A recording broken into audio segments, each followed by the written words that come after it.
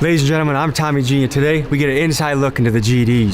GD folk, GD folk, GD folk, GD folk, D-Cypher, D-Cypher. Hit a puyo, hit a bat your head, nigga. I got all my D, got in my bed, nigga. Beefing about a bitch, oh, that shit sad, nigga. Pissing on the gang, it's time to crack. I felt like breaking out this shirt for today. Man, Did I make a good choice? Yeah, that's the official 6 Block Taliban Big Dogs Got an E t-shirt. The origin story of the Gangster Disciples takes us to Chicago in the 1960s during an era of civil rights and social unrest. In 1964, 13-year-old Larry Hoover joined a small gang called the Supreme Gangsters. This crew beefed with a group called the Black Disciples, a squad led by a man named David Barksdale. After a 5-year gang war, the two groups announced a ceasefire, and under the leadership of Larry Hoover, these two groups united to form the Gangster Disciples. Growing quickly, they recruited heavily from jails and prisons and eventually established themselves in many states around the country. Supporters of the Gangster Disciples say that GDs are a community group that focus on growth and development of their members, and that important to the group is community service and doing things like feeding the homeless and doing back-to-school drives for the kids. However, the U.S. Department of Justice says that the Gangster Disciples and their 30,000 members nationwide are a criminal enterprise involved in racketeering, the sale of narcotics, and violent activities. I head to Kansas City, Missouri to attend a regional cookout of the Gangster Disciples and tap in with rapper Young Blue is my guide for this journey. Let's hit the streets. Today, folks, we're going to be taking an inside look at the Gangster Disciples, which feels crazy to even be saying that we're going to be doing that, talking to folks and learning what it's like to be part of the crew, part of the organization, what they stand for, what they're about. But I think in some way, everyone is part of a gang or wants to be part of a gang. And a gang has a bad connotation. Everyone wants belonging. They want tribe. They want brotherhood. Different people have different ways of building that. I had a big sense of that with my wrestling team in high school and college. I think it's lonely being a man in this world right now. Like when you're a grown-ass man, you graduate from high school or college, like your community shrinks. And I think being a man is a lonely experience for a lot of people. And I'm always interested in how people fight against that. So we're gonna meet with a Kansas City chapter of the Gangster Disciple organization. So first stop, Young Blue spot. We're gonna talk to the group, get a feel for them, meet them, and then we'll go to the big organization meeting. We'll see you there.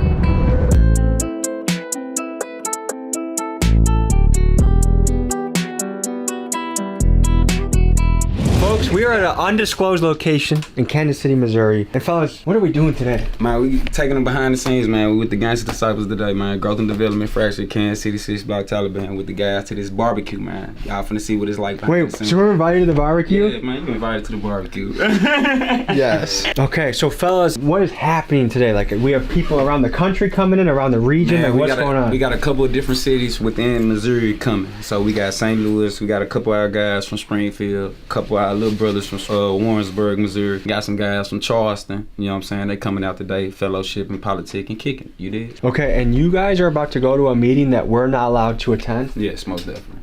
What the hell is that about? Why can't I come? Man, it's confidential information. Confidential. We don't have to give any classified information, but is there like a general theme you guys are covering today? We don't discuss that. Yeah, okay. You don't know that. Okay, so you have, like, this is like top secret information that only members have access to. Facts. So question, are you guys looking for additional members? And also, would you let white boys from Milwaukee join? Not looking for no extra members, and no. These fellas are gonna take care of business, then we're gonna join them for a barbecue, ask them questions, have a good old time. Anything else to add to that, fellas? No, sir. No, sir. That's it. No, sir. All right, moment of truth. They got done with their secret meeting. They summoned us. They said we can come by. So here we go. GDs, Gangster Disciples. Let's talk to the people and see what they think about gangs. When you hear the word gang, what does that make you think? Gang can be anything in a group of people. Maybe violence. Usually it's gang violence. You usually think about that. Probably California. I mean, with all like your Hells Angels, Bloods, Crips, stuff like that. Gangs to me is a group of people coming together to establish some form of power. Have you ever heard of the Gangster Disciples? Of course. No. Yeah, that sounds familiar. I have not. I've heard the name, but I don't know exactly what it is. If you had a brother that said, hey man, I'm gonna go join a gang, what would you think? I'd tell him no. Yeah? But I'd ask him, well, what gang? Because I mean, you could have a chess club gang. I mean, Depends on what the gang represented. I don't know. We would have, I don't know. I probably wouldn't be too happy with them. I would hope that he wouldn't be leading down that path where he felt he had to be in a gang like that. We're about to go to a barbecue with a bunch of gangster disciples. Any advice you got for me?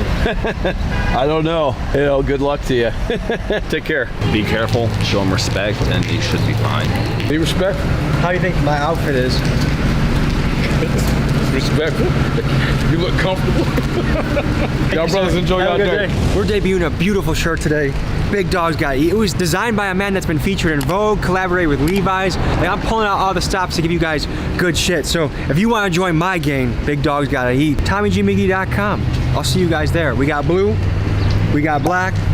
Rock the gang. It's us versus mainstream media. GD4, Disciple. First, a message from our sponsor, DraftKings Sportsbook. You gotta pick the right players to make your team win. Do you wanna pick Allie that drops the ball every damn time? Blue 42! Gosh, it, Allie. Or do you wanna be like Gracie, who comes in clutch like a champ? Touchdown, If you're into sports betting, boy does DraftKings have an offer for you. New customers that download the app and bet $5 get $200 in bonus bets instantly. That's fast. Use code BIGDOG when signing up to get this offer. Download the app on your phone today. Back to the video.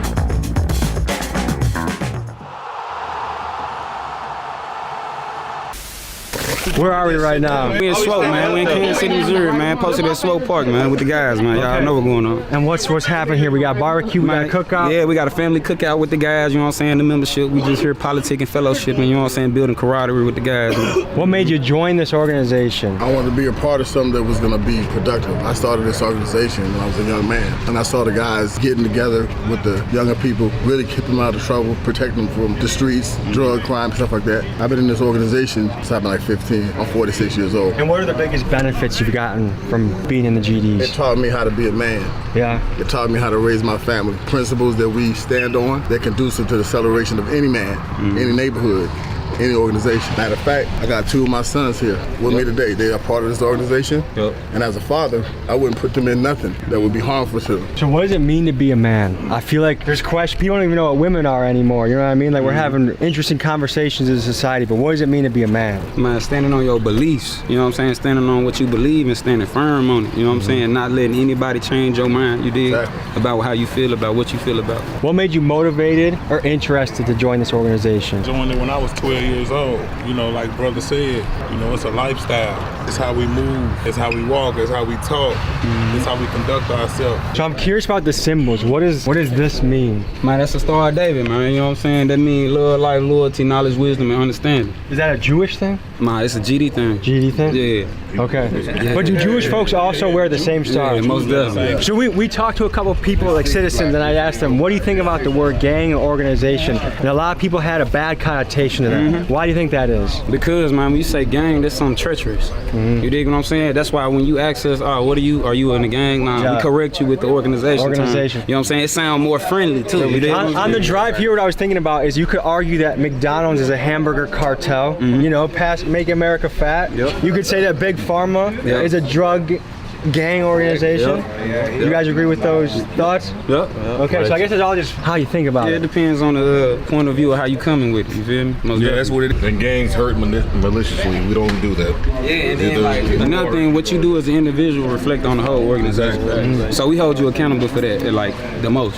So I feel like that's a big piece that's missing from a lot of places I visited is accountability. Like, it's kind of like young guns are just running wild, doing whatever the hell they want. That's a gang. That's a gang. That's a gang. Nobody's organized. Everybody doing their own thing. We're not a gang because we're all organized. So what does the code of conduct look like? Like what can get you in trouble or what makes you like stealing, raping?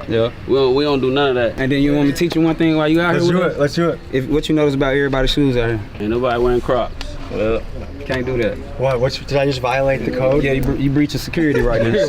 Well, if somebody want to fight you right now and then you got on these, you gonna slip up out of it?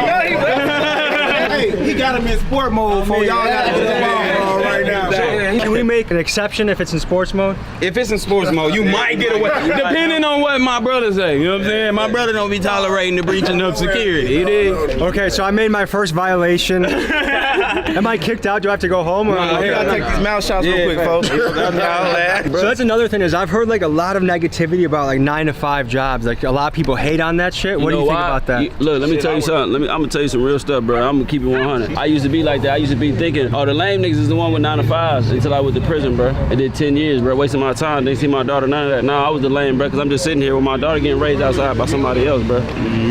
It's pointless, bro. You know, input on that. You say why people don't want to work 9-to-5. Yeah. Because at the same time, patience and discipline is key. Yeah. You know what I'm saying? If you ain't got patience or discipline, you ain't nothing. You feel me? Yeah. You know what I'm saying? You should be able to want to go work that 9-to-5 to provide for yourself, your family, your child, your family, whoever. You know what I'm saying? Even if you want to look out for people or the homeless, you know what I'm saying? You'll walk past somebody that ain't doing as well as you feel me? You got money in your pocket, you might give it to them because they need it more than you. You feel me? It's all about discipline and patience. A lot of people, bro, don't understand slow money, bro, but slow money is the good money. Because fast money gonna get you gone, bro, because you're gonna spend it just as fast as you get it. What is the organization's stance on fatherhood? I've noticed a few guys talk about the importance of that. If you lacking in your child life, man, this ain't the good organization for you because we gonna hold you accountable for that. Because you know what I'm saying? This organization produce positive, productive people. You know what I'm saying? If you ain't taking care of your priorities, man, this ain't for you, for real. Well, say my brothers can't protect their own children, how you can protect your own brother? So how has being in this organization impacted your life? Man, you know, let me tell you something, bro. Before I was GD, let me tell you something. I probably run around, bro, act crazy, breaking people's houses, stealing cars, all that.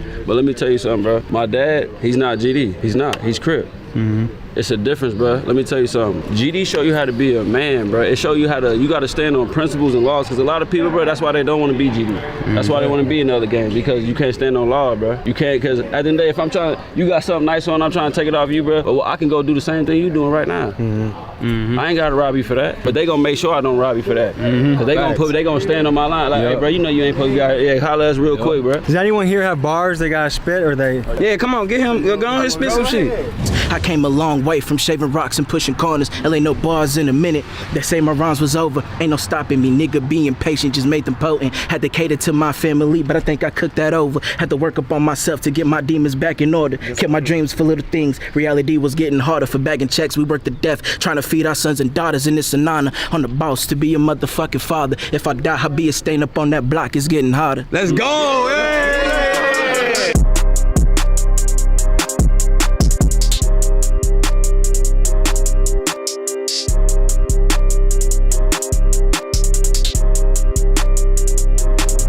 Let's dive into some of the symbols and lingo used by the Gangster Disciples. One of their primary symbols is the six-sided star. This stands for the 6 principles of Gangster Disciples: life, loyalty, knowledge, wisdom, understanding, and love. They are also represented by the pitchfork, which symbolizes the struggle to overcome oppression. They frequently say sevenfold, which stand for the 7th and 4th letter of the alphabet, GD. It's widely speculated that the initiation for the Gangster Disciples is to be beaten by other members, known as being jumped in. So to commit to join this group, this is not a commitment to be taken lightly.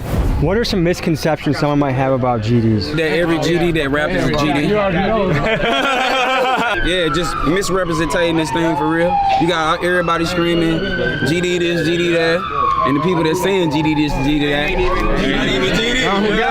Describe being a GD in 3 words. Being a gangster, a provider, being respectful. Love, life, and loyalty. Knowledge, wisdom, and understanding. Man, growth, man, for real. First, you a man. You gotta be a provider, and you gotta take care of what you gotta take care of. Yeah, you gotta be willing. You gotta be willing to endure your share of part of this right here. You feel me? Not everybody can say. That's why we don't allow people to just say they GD. Because you got people. Told me earlier that I wasn't allowed to join today. They said you got no Crocs on. So what I want to ask you about is, tell me about the history of the GDs. How do they come apart? How do they start? And where have they gone over the years? Oh man. That's a long. Woo! You ready for? Okay. GDs Evolved was really started around the same time as the Black Panther Party movement and stuff like that, where blacks were being victimized by the police, brutality, during that area where police was victimizing the community. So black gangs and organizations formed to protect the communities. That was the original intent of these organizations. Even CRIP. The acronym for CRIP is Community Revelation in Progress. The acronym for BLOOD is Brotherly Love Overcomes Obstacles. destruction. The original intent was to protect the community. But with all things, some people introduce a criminal element into it. You know, like the feds infiltrated our neighborhoods, pushed cocaine into our neighborhoods, pushed guns and drugs into our neighborhood. And then the project or the vision of the original vision becomes corrupted. You know? So yes, GDs did have a dark history, which is known to most people as Gangster Disciples. There's some cities where the GD factions are known for being just crazy violent. How does the organization deal with that? Through knowledge, through teaching, through reaching out to each person. We have had places, we've had people that come from those very cities that you're talking about. Some here right now. Right now. And when they get here, they have to come and have an understanding and listen, we're not about that. And if you want to be a part of a brotherhood that's going to help you accelerate your mind and the way you live and change the way you're thinking, because that's how you change a man. Tell me about how you guys help the community. Man, we get out here, man, it depends, man. You know, Missouri got all type of weather, so depending on how the weather is, we'll get out here and cater to the people that's out here that's homeless. Like, say for instance, if it's winter or something, it's cold outside, we'll bring some clothes or some hand warmers and some food, you know what I'm saying? When it's hot like that, we come through with water, pizza, you know what I'm saying, and trying to carry whatever, hygiene and stuff like that. Is that important to you guys? Oh yeah, hell yeah. You can't be a stinky GD. It don't work like that, you know what I'm saying? Even when we feed the homeless, man, we make sure they eat before we even eat. We don't eat. Ladies and gentlemen, this was an inside look at the GDs. I had a great time. Thank you for having me. You already know it, brother. What kind of final thoughts or message do you have to the audience? Man, grow and develop, man. Struggle, breed greatness, man. Stay on your six, man, at all times, man. Keep it pushing. Don't let nobody tell you not to push it, bro. You know what I'm saying? And shit, keep your head on the swivel, most definitely. If you're part of an interesting organization, I don't care if you're Hells Angels, Antifa, KKK, the Bloods, I want to come hang out with you, see what your life's about, hear your story. So hit me up at TommyGMcGee123@gmail.com. All right, guys. Love you guys. See you next week.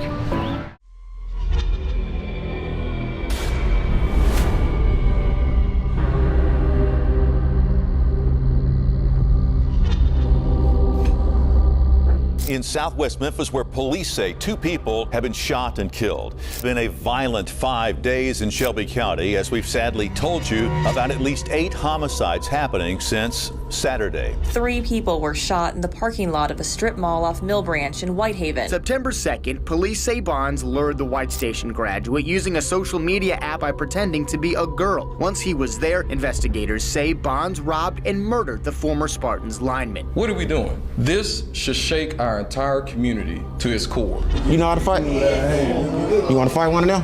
You think you can? I don't want to hurt anybody. You want to hit that water? You're in the danger hood in Memphis right now. The most dangerous? Yeah.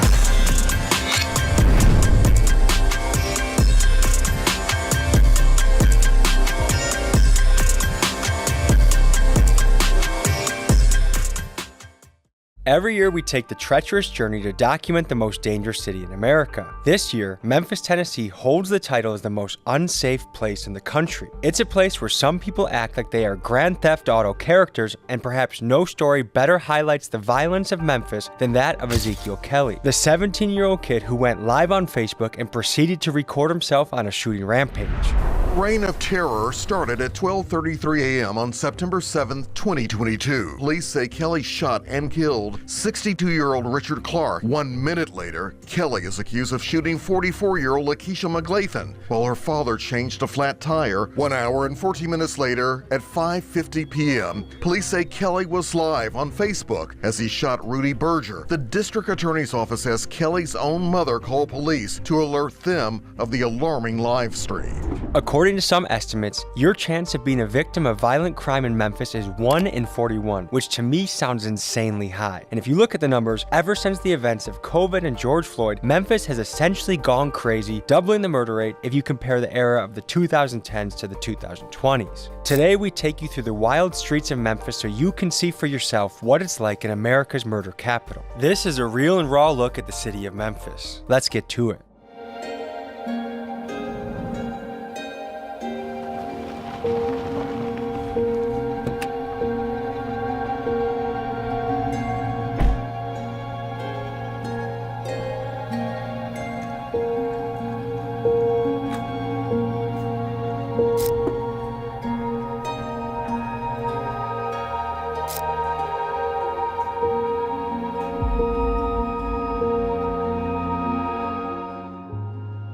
What is it like being a funeral director in the most dangerous city in America? It's very difficult and challenging. We see death every day. To see tragic death the way that Memphians are seeing death daily is really difficult.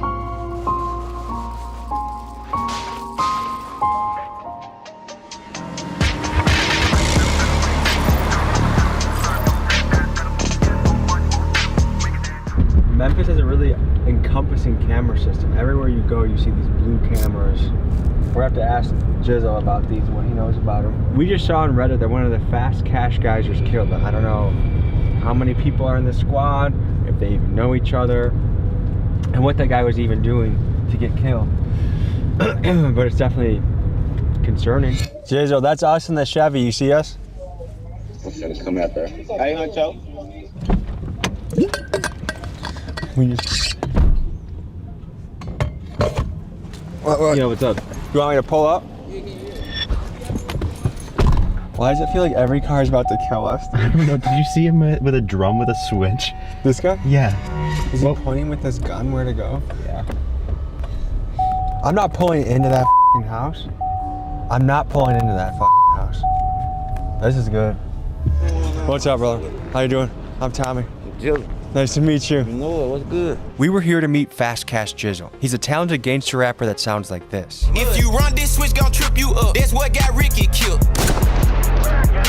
He was really nice the few times I spoke to him on the phone, but today, something felt off. Tension and aggression were in the air. There were rumors floating around the city that fatal violence had happened only a couple hours earlier, so perhaps this crew had their guard up. Here's how the conversation went with Jizzle and the Fast Cash boys. You got a bag in, on? Rock you like. Hey, Cho. You ain't got, what you ski? I don't like that. I like having a getaway plan. Come on, go bring your car. Go bring your car. Come on. I like having a getaway plan. I don't like being blocked in. You good, bro. You good, bro. Can I back in without getting blocked in? Okay. Big dog gotta eat. Big dog gotta eat. Yep. What's your name, man? Pete. Pete. Keegan. Good to meet you. What's up, fellas? How you guys doing?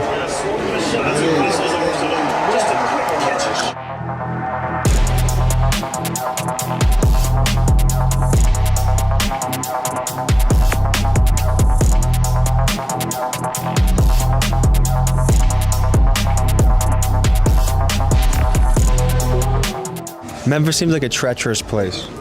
Yeah, you know, it got its parts, just like everywhere else. This shit, it don't matter where you go, it's always gonna have a bad. So I got a question. This is more of a personal question, but how often do you guys talk to your mom? Every day. You see her in person or call her? In person and call her. How important is your mom to you? Shit, that's super important. She made me, goddamn. But still, it don't matter how busy you is, you gotta check in with your people. You the ones who really love you. If I were to say, like, the 13, 14, 15-year-old kids are the most reckless. Reckless. I don't know about reckless. They just misunderstood. I wouldn't say reckless. They just misunderstood. Good to see you.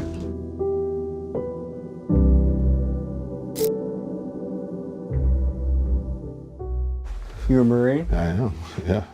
What made you join? You know, trying to do something, trying to make something out of myself, plain and simple. You know, because I finished high school in Port Arthur, Texas. Got kicked out of high school, taken to jail in 10th grade. That was in Port Arthur, Texas.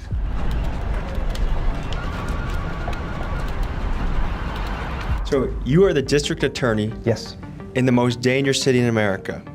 What is that like? It is definitely challenging, but I will say this, there is some bright news on the horizon because starting in the last quarter of 2023, crime has started to come down.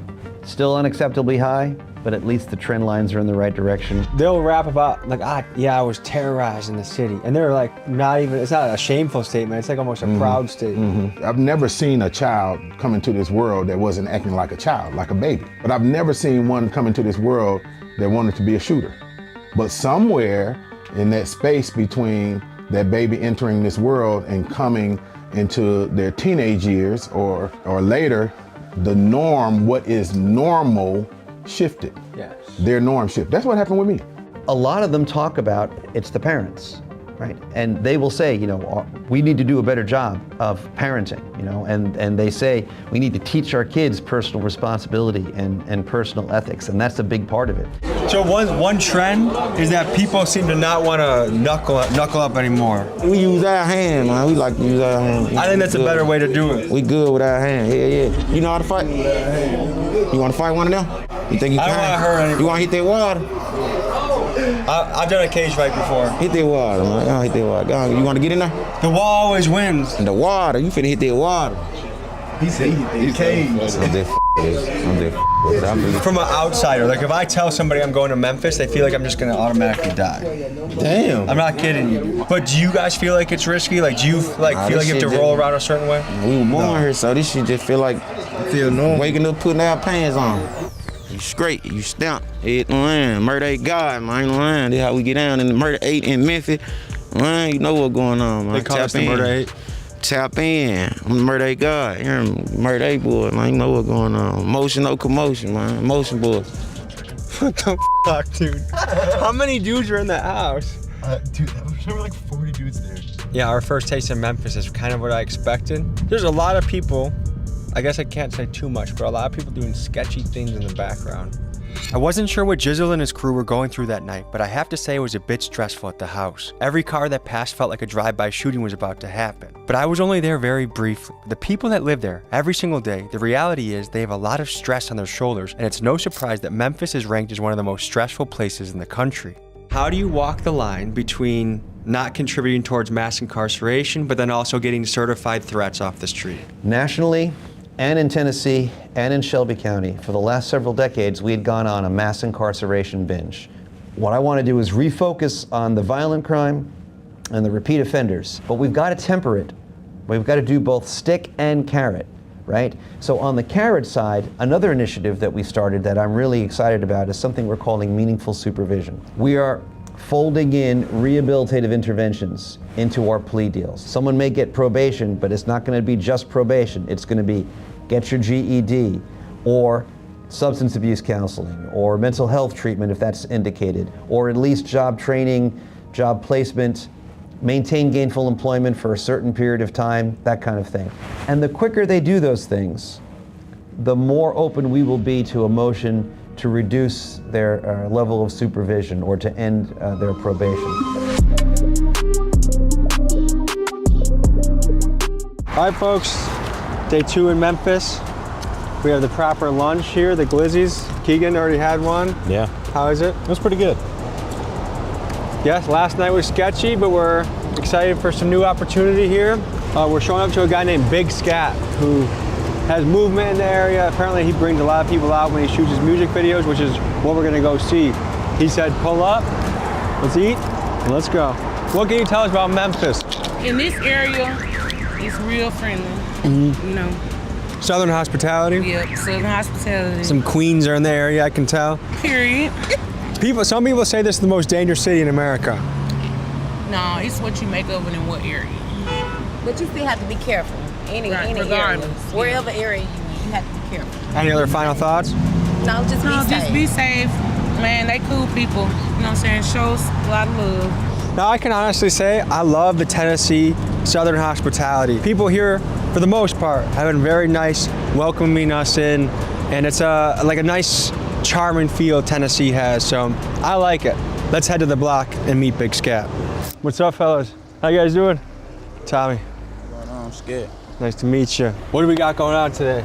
I'm finna shoot a video too though. I had a cameraman pulling up. While you doing it, we gonna shoot a video too at the same time. That'd be good. Can we say where we're at right now? Yeah, we in South Memphis right here. Okay, is it just me or when random cars start speeding by, do you guys get a little bit of spidey senses like what's going on? Yeah, for sure. You got to. You know, you're on the danger hood in Memphis right now. The most dangerous? Yeah, the most dangerous hood. It just look good now. They remodel it. You see that? They look nice. So is that Section 8 right there? It look like that though. This a band that like we used to get our haircut out here when we was a kid. Why do they call you Big Scat? Drifting scat packs and shit. He a driver. This what nigga used to get that haircut at. We ain't gonna be in this thing, motherfucker. You be in here all day. You like get 12. Like we'll be in this motherfucker out here. 3 to 12. He got 20 motherfuckers and there's one barber cutting hair. How long ago was that? They probably like, I say like 3 years ago. You know, I just got out, just did 3 years. Good to meet you. That one of the hardest video niggas in the motherfucking city, man. One of the main ones, FTY. Anything regarding the city, you just saw my shit. FTY, man, the biggest. You did Shot of Flow. Shot of Flow, 1, 2, 3, Bird Boy, Free Young Boy. I did all those. Whoa, is that Baked Bizzle? Yeah, that's Bake right there. I knew it. What's up, Baked Bizzle? Baked Bizzle. Let's get a zoom in on this. That is some hardware you don't find at the store. The baguettes in the joint, you know how we probably.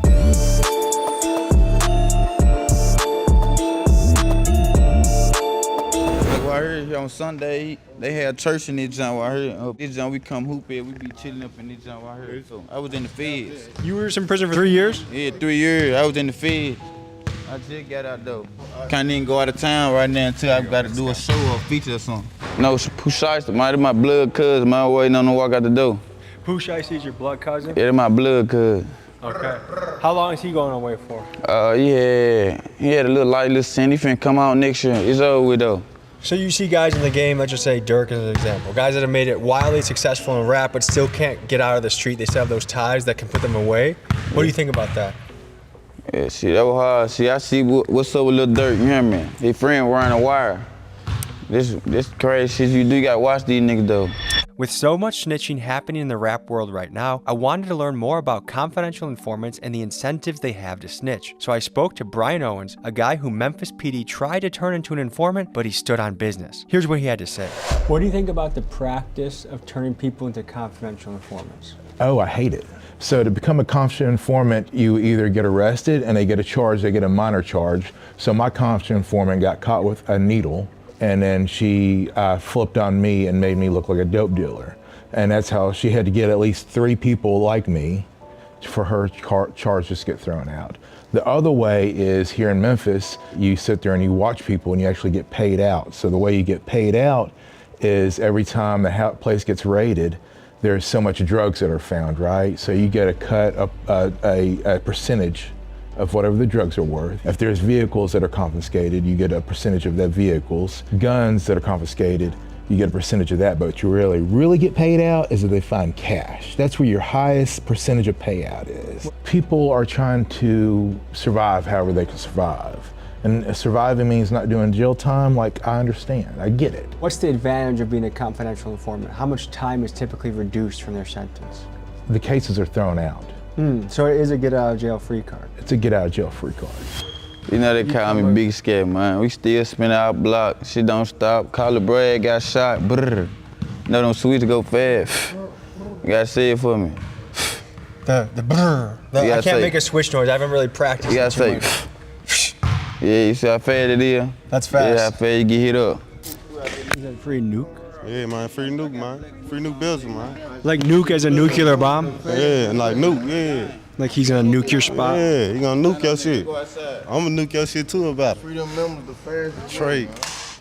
Shit, you just gotta watch out for them boys. You know, they hot, they already, I don't know, I don't know what type of shit the police be on around this time. I told you in the danger in the city right now. Have you heard about the Scorpion unit? Yeah, I heard about them. They're no longer in business? I don't think so. They cancel them. The Scorpion unit. Them the boy that supposed to beat somebody up or something? Yeah, they beat the hell out of somebody. Actually killed the guy. Tell me about the Scorpion unit and the disbanding thereof of it. So the Scorpion unit was one of these, specialized units that was going to be doing roving patrols in certain neighborhoods and was, encouraged to be very, very aggressive. And there have been instances around the country where these specialized units have led to abuses. When I got hit with the Tyree Nichols case just a few months after I took office, we looked into it, and the Memphis Police Department looked into it, and there were abuses. Memphis PD's Scorpion unit was touted as a group of elite police that was initially celebrated for their aggressive approach to crime. However, stories of abuse of power and heavy-handed behavior started piling up, and the final straw for them was the Tyree Nichols case. What started as a traffic stop ended with Nichols suffering a brutal beating in which, while crying out for his mom, 5 officers from the Scorpion unit literally beat him to death. This horrific case put an end to the Scorpion unit. No, that's the camera. He told me to just jump out and get the blue crush truck. They Me spot too. getting hit right now. Yep. Someone's getting raided right now, I guess.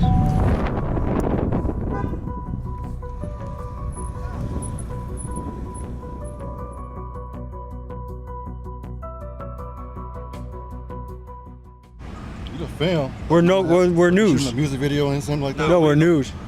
What then? We're news. Oh, okay. That's fine. A permit though? Yeah. Brother, come on. He said we need a permit to be out here. What do you need a permit to breathe air to be alive too, dude? What the fuck is that? He just says we need a permit to live out here. Okay, okay.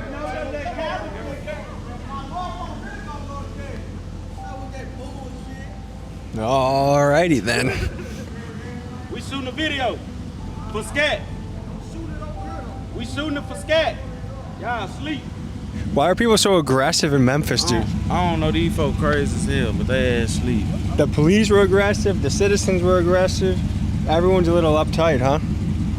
I'm from here, and I just had to get rowdy with them. It's just... What do you encounter on a daily basis to stay safe here? To stay safe, or what do I encounter as far as how dangerous the city is? Because it's never really safe. I mean, like, an example, like just a month ago, I was at a video shoot and a shootout occurred. Nothing lasts forever, now my heart is bleeding. And I still got to get out and make my money because it's your way of life. Shit, this is how you make your money. You just got to try to move cautious. I was moving with security anyway. I moved with security, but I mean, what good does it do if they hit the corner real fast, brr, brr, brr, brr, switches and shit. So it's like, you on the battlefield when you come outside. When you step out the door in Memphis, you on the battlefield. How much more you got to see? You just saw that between me, the artists, me, the people just out here, the police. It's just chaos. It is chaos. Everybody crazy. I know y'all still trying to program everything that's going on because it's a lot, but... How treacherous of an area is this right now? Like, we need to get going type shit, like right now. Even with the police that close? How is it as a woman in Memphis? You have women out here that act like men. I mean, they carry, when some of them carry switches like the men, some of them just tote, guns for protection. Like me, I just tote for protection.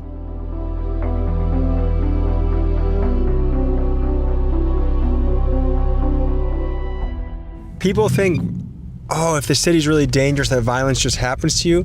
And when you're in places like this, random violence is increased, but overall, it's the guys like this that are choosing to be in the streets that are gonna be the victims of it. It's not just some random grandma. That's a very rare case to be an innocent bystander of this violence. But even being with these guys, like they'll tell you like, nah, you're safe, you're with us. No, that actually is more dangerous because you're the one with enemies in the city, not me. And so being around you is actually, we become an unintended target. So I guess we're at some sort of barber shop right here. What's up, brother? You ever do a mullet before? Nah. Dude, if I grow this out long enough, I bet you could give me a good mullet. A mullet? A mullet. Oh, the one in the back, like a shad. Yeah, I can do a shad. Yeah. Sure. Please come here for a second. What's your haircut called? A shad. We call it motherfucking Gucci in Memphis, you hear me? Can you tell us where we are right now? We in South Memphis. What's it known for? What we known for is getting a whole lot of money. Okay, how is it being a mom raising kids in Memphis? It could be hard, depending on what, like the, the area and who your kids surround themselves around. Okay, so how old are your kids? My son 15 and my daughter 8. Okay, so your son's starting to enter that zone of one route or another. Yeah. How do you encounter that as a parent? Well, I've been talking. At first, I was getting on. I try to talk to him more, so he could be open with me more, so he won't run to the streets to look for it.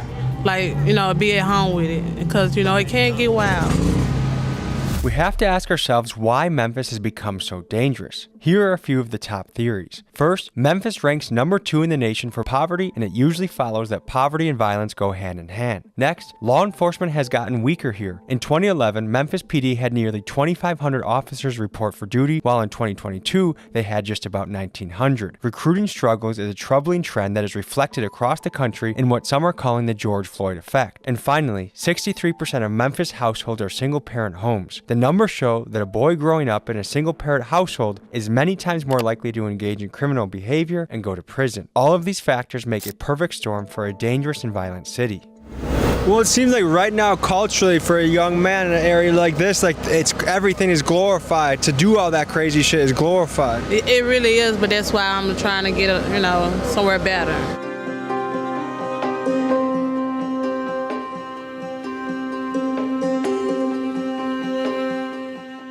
Some of that has to be done outside the criminal justice system, right? We can't really fix all of that.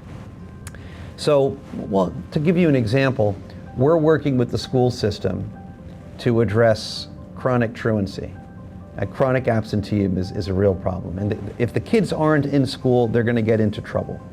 And so we do these monthly call-ins where we call in the parents and the kids of the real chronic absentee cases. And, we kind of use a carrot and stick approach. I mean, in the extreme cases, the parents can be prosecuted. What emphasis do you place on family structure for some of the outcomes we're seeing today? Family structure is vitally important. I would love, in the dream world, for everyone to have an opportunity in a two-parent household, right? Or just two-parent involvement. So what is it? We have that sweet, cuddly baby that you just want to hold and nourish. And then a few years later, 14, 15 years later, they're on the street with a gun, skipping school, wearing shiesty masks and causing havoc in their community. What happened? What is going on with these kids? Well, somebody stopped holding and cuddling them. And they were left unprotected, right? And think about it, right? Knowledge exploration, you get it from other fellow gang members who also have been through the ACEs, through the traumas of adverse childhood experiences. And nobody has intervened and cut off the root of those seeds.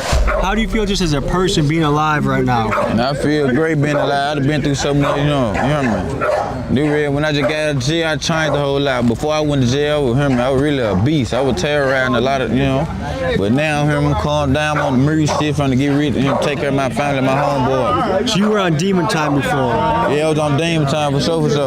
What was that like? That was rough, I ain't never got, we were doing all the punishing, It feels like it would feel shitty being on demon time. Like you wouldn't feel that good as a person. Like your heart wouldn't feel that good. It feel good to me like I tried the whole lot, This time when I just got out of jail, trying to get rich. Motherfucker get rich, take care of my homeboy and my family. So how often do you have to keep in touch with the PO? She like once a month, like once a month, every second time of the second week of the every month. Is there any habits you've changed, or life schedule you've changed since you've got out on parole? Yeah, since I got out, I've been focused on strictly music. So in Memphis, I feel a little bit of an aggressive vibe, and I kind of feel that a little bit from you. Like you have a kind of an aggressive vibe to you. Do you feel that? Yeah, I be having kind of aggressive. Yeah, I be duped. I get mad real fast. So, do you feel like you need to be aggressive just to survive in the streets here? Yeah, around here, you just gotta be how you be around here. They dying around here. How often do you talk to your mom? I live with my mom. I talk to her every day. She just called me, talking about the police hot over there. Don't go over there right now. Do you have a good relationship with your mom? Yeah, they're my first lady. I love her a lot. I got something for you. So I know you just got out, so I brought a little gift for you, okay? Yeah. Use this wisely, okay? You know what that is? Nah. H-word pass. Open it up. That's a gold ticket for you to say honky whenever you want. Hey, H-Pass is available at TommyGMcGee.com. If you want to give one to your relative, your friend, you can say the word. I know you want to say it. You're like, huh, huh, huh. Now you can say honky. You like honky. Hey, welcome to the club. You got it for life, okay? Send them up. Appreciate you, brother.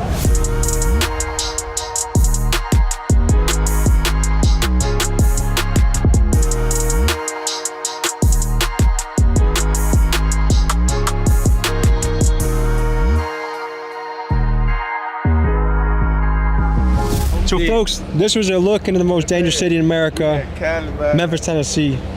Anything you want to leave the people with, brother? Fuck that crazy. Go follow my IG, Big Skate to see it, man. You stand on top, so you're free to God. Wish you the best, brother. Say brr before you leave. Oh, I'm gonna try and make brr. Nah, brr. I can't roll the R's. That's why I don't speak Spanish that well. You know what I mean? Cool, I say cool. barrio, not try one barrio. More time. Try one more time. Brr, brr. All right, brr. Fuck that crazy. I guess the age-old cliche hasn't changed, which is you get to become what you want in this life. And I get it. Some people are born and fucked fucked up neighborhoods that the odds are stacked against them. But that doesn't mean you can't impact the world in a good way. Your actions, your choices, they compound. Whether it's in a good direction, where if you're in real estate, you get one property, turns to 2, turns to 4, turns to 8, and suddenly you're changing your life. Or in bad ways, like you get 1 felony, 2 felony, 4 felony, 8 felony. I mean, it sounds simple, but it's true. Is your choices matter. Memphis is a wild place. And anyone that grew up in the slums here, holy shit. I have no idea what it's like to grow up in such a chaotic environment, but what I do know are the universal laws apply to every single human, which is your good choices compound and your bad choices compound. Folks, this was a look into the most murderous and dangerous city in America. Thank you for joining us. We're on our way to H Block. We just got word someone just got shot and killed right there. This shit happen every day. Shootings happen almost every day. Ain't no almost every day. Ladies and gentlemen, I'm Tommy G. Today, we're in the trenches of Kentucky. H Block Duke, man. Cutthroat, OBHB. Y'all know how we rockin', man. Big dogs gotta eat. I just woke up to a template. Nigga acting like you on the block, I know Nakembe. It's only Tuesday, bet your ass be there by Wednesday. I'm in Denver in December like I'm Philip Lindsay. Y'all on Twitter acting bitter, but still bought my mixtape. Apple fritter with a vacuum sealer on the E-way. On this channel, we often take a deep dive into the underworld and sketchy situations. In today's episode, we head to the most dangerous and murderous city in Kentucky, Louisville. With 4 straight years of triple-digit homicides, reckless behavior and gun violence is an everyday issue here. To explore the challenges facing Louisville, we meet up with an old friend of the channel, H Block Duke. We met him back in September of 2022, and unfortunately, YouTube age-restricted that episode because we had a discussion about a particular shamanic vegetable. In that 2022 visit, we were surrounded by guns, we had a near drive-by shooting situation, we did some push-ups, and we also had a lot of fun together. A couple unfortunate things have happened since the last time we visited Duke in Louisville. Some of the friends we met 2 years ago, Cha-Cha and Slowbucks, were not able to be in today's episode because they are now both incarcerated for a few years each. But more on that later. Folks, tragic violence does occur in this episode, so viewer discretion is advised. Join us now as we meet up with H Block Duke, and he takes us through the trenches of Westside Louisville.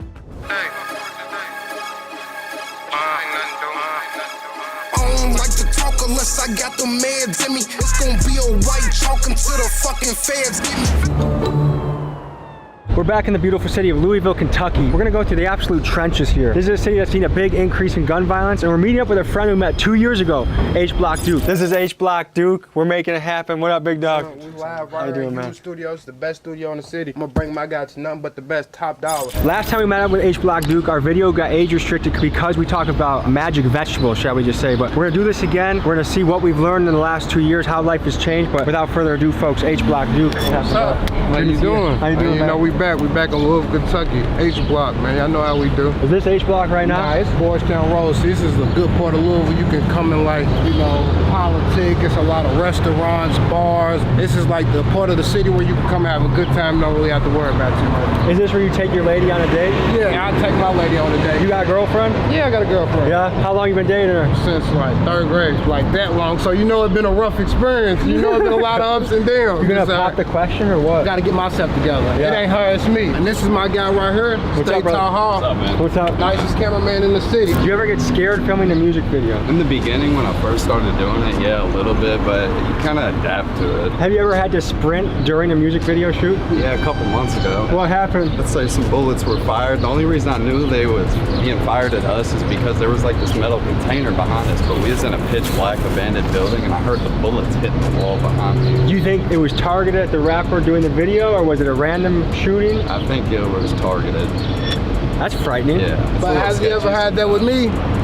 No. We don't want nobody getting injured or hurt or nothing on not watch. Because, you know, that falls back on us. For the music video, do you ever check to make sure that the weapon is empty when they're doing all this to you? I don't really care if they put guns in the video. I always say keep one out the head and fingers off the trigger at all the time when you aim at the camera. Like whenever I first started doing it, it was a little scary having guns, like especially like when there's multiple of them getting aimed at you at the same time. It's like, oh God. And then I feel like you got to be professional also. When I'm getting to in my career, I don't want any more guns. Like people know we have guns. Kentucky's an open carry state, so you better have a gun. When you go and visit the kids, what do you talk about? I tell them my story. I tell them where I come from, and what y'all hear me say in my music. It's not for y'all to take and live. It's for y'all to understand that I don't want y'all to go through the same thing. I want y'all to learn from me. see. Like, but most times as I see us growing up, sometimes you have to learn the hard way. Like, it's glitz and glamour, you know, the girls want to suck your dick, you want, you know, get a little popularity, a little fame, but, you know, police is on you more. You can't move how you used to move. It can't you just go to Walmart with your kid.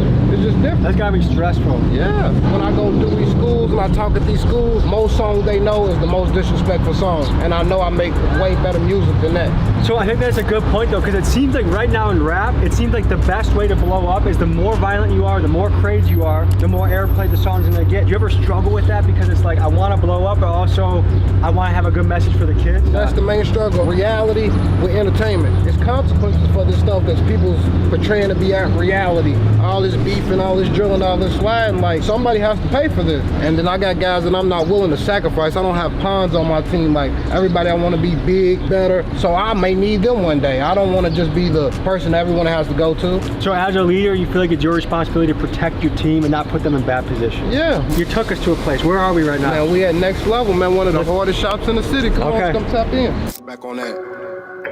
I'm round with a pipe, don't stop it like you know we coming. I go play, control the paint, Andre Drummond. Don't got no favorite rapper, I looked up to my big cousin. I take just one look at you, I know you season your chicken well. I do. I got the season in my You got to, he got to. As do you. You got to look around and pick a nice fit out. We're gonna put that shit on, shoot a video. I'm gonna show you how to do it in Louisville, Kentucky. So what do you look for when you're looking for a get up? You gotta go feet first. Unless you find something like so crazy, like, and you can just go with some White Forces or something like that, you feel me? I see you grab the Off-White cough syrup shirt. Yeah. Why that shirt? Just because I was just finding something. You like dope. I don't sip cough syrup. Okay. Because a lot of rappers do. I've met rappers that are smart normally, but after cough syrup are damn near retarded. But I like to rap. So if I get off cough syrup, I'm gonna sound like chopped and screwed. Way different. I done been off drink before and tried it. I just don't produce well off of it. It doesn't help you in the studio. No. Kids back home might see people drinking cough syrup or brands like this and think cough syrup is cool. Unless you like making your IQ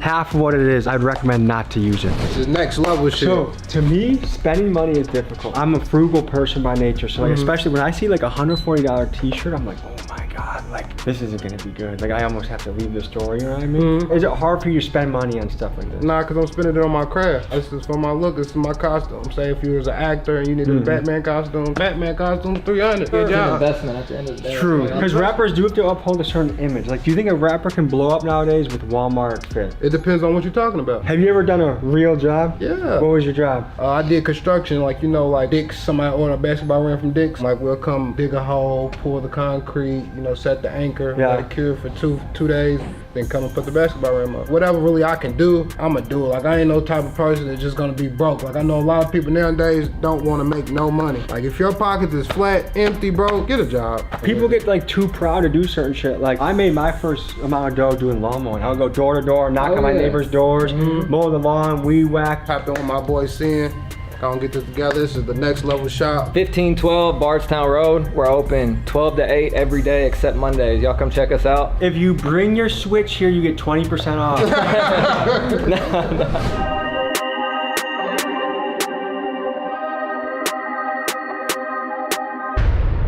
I said somebody just got killed by H Block. The police is all over. Do you know who got killed? Nah. It wasn't none of my people. Like, this just literally happened, though. This is hot in that area. Should we drive past, you think? If I want to, I would not. Nah, don't do it, because then it's gonna make it seem like we did it.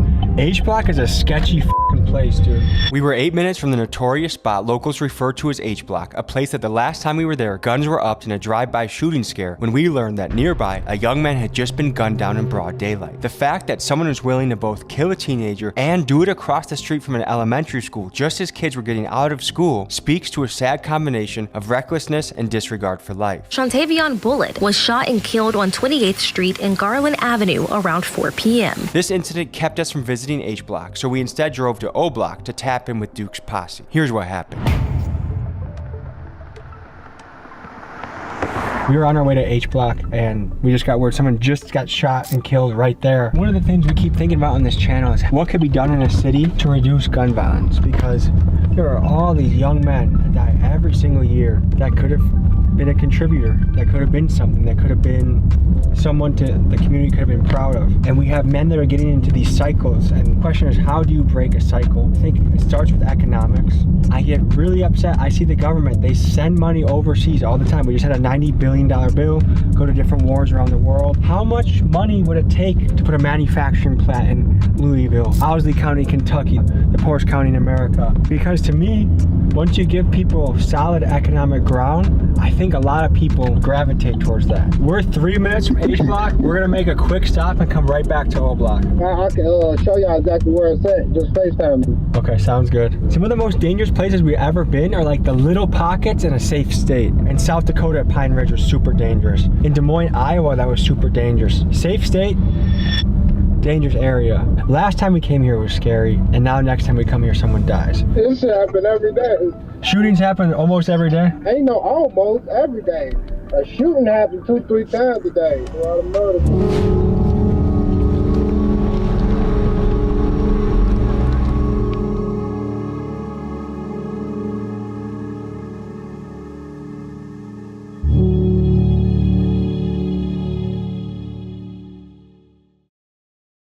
We're pulling up to O Block of Kentucky. Last time we were here, there was a lot of people with guns, but if you actually look at the homes, this is the nicest project I've ever been to from the house appearance. I'm not saying crime doesn't happen, I'm not saying it's not hot here. And then we just came from H Block where you saw a lot of boards on the windows, crackheads, and to me, housing projects like this are encouraging because this is decent living. It's my next order's coming up right here. Okay. About the shit up, he just gotta stay out of the way, stay out of jail and shit. He can be on board, he's a little slow, but he's fast. Yeah. You know, I need to be a little off, but they're a little right. You feel So me? when we were here 2 years ago, you guys were locked up. Yes, sir. How old are you? I'm 19. You were locked up as a 17-year-old? Yeah, I got locked up when I was 16. I had got a assault charge. What started the fight? Nah, I shot somebody. I ain't fight nobody. This happened at O Block? Yes, sir. Over in the park. We was both in the little boot camp. Yeah. Like a juvenile school? Yeah. And what'd you learn while you're at the juvenile school? Don't go back. Did they get you in any sports or anything? Yeah, we played basketball. We went fishing and shit like that too. You like fishing? Hell yeah. I seen you do a push-up last time. Let's get it. How many should we go for? I can't do 20 straight. Let's do 10. It's 10 in a, nah, we gonna do 11. 1, 2, 3. Big dog gotta eat. Man, big dog's gotta eat something. Let's talk about something serious, okay? As we were trying to go to H Block, we found out some really bad news. Then what happened? Louisville police, like literally, if you summon me to court, I will testify that this man was innocent. I was with him the entire time. What is that like hearing that call? I ain't gonna lie, it's kind of frantic. Like, I don't want nobody losing their child. Any mother losing their child, like, you know, it hurts. When you come from where I'm coming from, you keep seeing all these kids down here and there. You wish you could just be the voice of reason. Yeah. Like, man, fuck that shit. Let's get some money. Let's uplift the city. Does that ever get depressing to hear that same story over and over and over again? Yeah. Because it gets to a point to where we like crabs in a bucket. Like now, I'm one of the hottest artists in the city. Like everybody wants to tag along. Everybody want to diss me. I'm getting disses from people I don't even know. It's just a whole lot of people that thinks that that's the way to diss people. To be like, the best way, like if you are gonna be in the streets, get your money and stay out the way. Like beefing stops the money. Like it's been so many times I done had deals and opportunities, and what I got going on and what I'm presenting myself as, a lot of people think that investing in me is like a liability, and they don't want to invest $1 million and $2 million in me, and I'm out here living like this, and you feel me? So that's why we doing this and showing them the difference of the city. Why are so many people wanting to get into beef? When I was growing up, it was about the drug dealers, about who got the money. Now it's about who killed the most people. So the shooter. The shooter is more praised than the boss, than the big dog. Why is it that someone from here can't become a plumber or a real estate agent or run a fast food restaurant, be the manager at a McDonald's? I feel like a lot of people can, because at my 9th grade year, I went to a private school and I got to see the difference of people's livelihood. Like when I grew up, I seen my uncle selling drugs, my mama selling drugs, my daddy selling drugs, and they all took care of the family. If I grew up, I had a doctor uncle, my mom's a lawyer, my dad's this, it would probably make me want to go that route, because I see that it's possible and tangible to take care of the family. So basically that highlights the importance of a role model. Yeah, it kind of gives you the satisfaction of when your granny's late on her rent and you can see your mother pay the rent and you know how she's paying it, like, and if it ever comes to that time, I want to be that person of the family. I want to be the person to call on. Two friends that we met last time, Chalky Cha-Cha and Slow Bucks. Where are they? They in federal. One's in West Virginia. They're both in federal prison, and they both in West Virginia at 2 different locations. Cha will be home in like the next 2 years. Slow will be home in the next 4 or 5 years. We just holding it down for them and keeping the shit going. They were supposed to call in today, but Cha, somebody got stabbed in his jail, and they put them on lockdown. He can't call. And then Slow Bucks said they got the same thing going on in his jail. He can't call. And that's where people got to understand how people lose in touch with their family when they go to these federal facilities. Like, this stuff happens to where you can't talk to your family for 3 months. And like, you know, once you're out of sight, you're out of mind. So you gotta kind of keep them energized and keep them alive in there, like, you feel me? So that, you know, that's been weighing a lot on me. They were cool guys. We had a really great time last time we met them. What are they serving time for, and how much time are they serving? Slow Bucks got 10 years, and he's gonna they have the new First Offenders Act. If it's non-violent, you get to do 60%. They've been in there about a year, so he's looking at another like 4 years, something like that. And what do they accuse him of, or what do they book him for? They accused him of conspiracy, you know, controlled substance with some drugs, something he had nothing to do with. But when you in our position, they can paint a picture of you. As long as they can paint the picture, it doesn't matter if it's the real Mona Lisa or not. What does Cha-Cha wait for? Cha-Cha, he's away, man. Me and him was together. We was riding one day. And, you know, just profiling as usual. We got pulled over. You know, he's a man of his word, you know, stuck to the code and, you know, took his charges, you know, a little gun charge, you know, a little nothing major. Trying to protect himself in a city full of violence, it's hard to, you know, not do that. Cha-Cha he's a white boy? He's relatively small. How is he doing in prison? I ain't gonna lie, you're gonna do in prison the same way you do in the streets. If you're a stand-up man in the streets, you're gonna be a stand-up man in prison.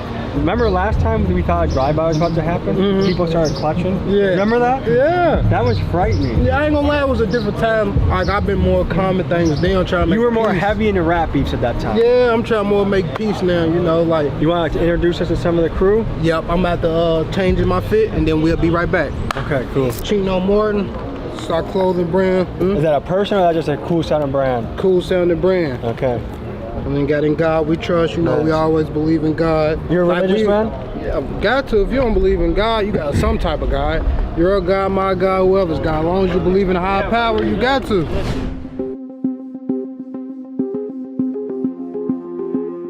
In the 2 years since we've been here, what's changed in life? What's new?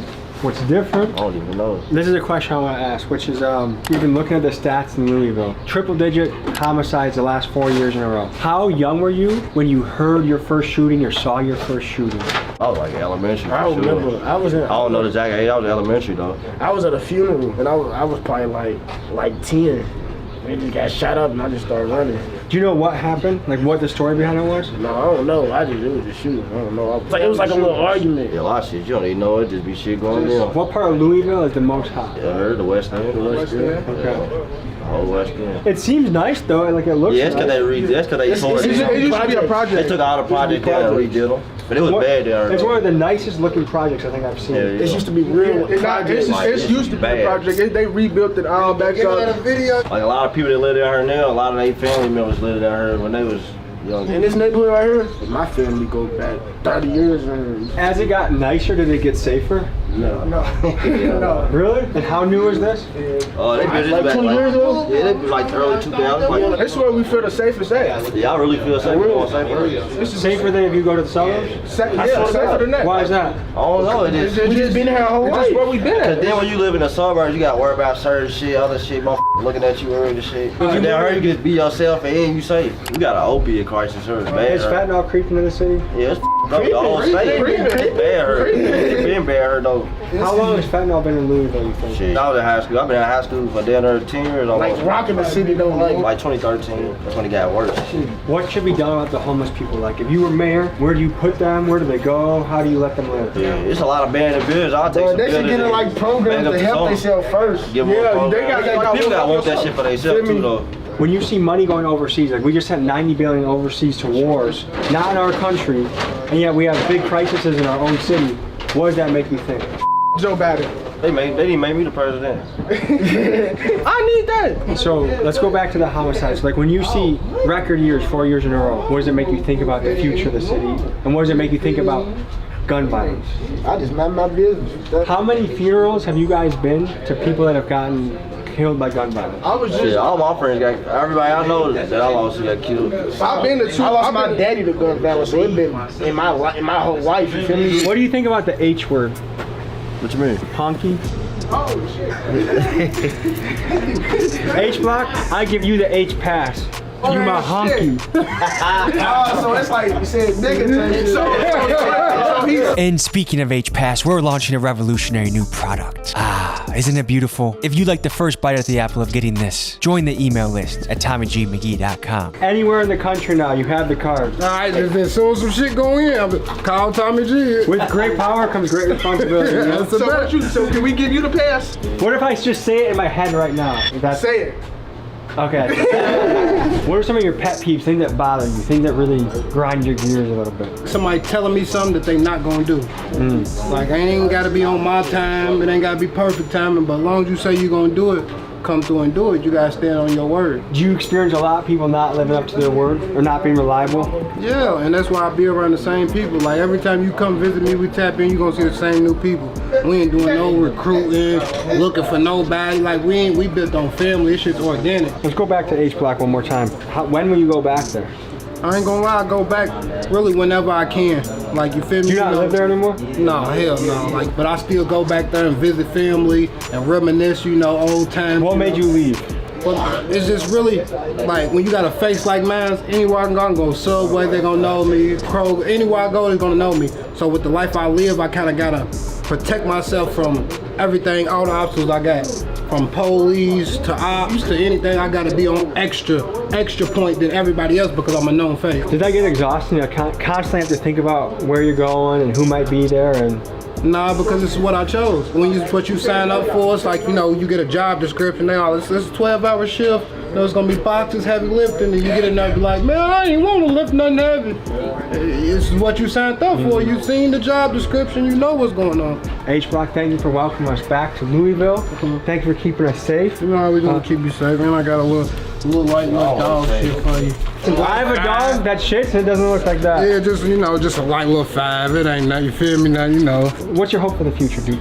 My hope for the future is that the youth can understand and learn from our lessons and aspire to be something greater than what we've been. And my hope for me is to take this shit all the way to the top, really to be able to put my guys in position who do clothes, who do car detailing, who do boxing.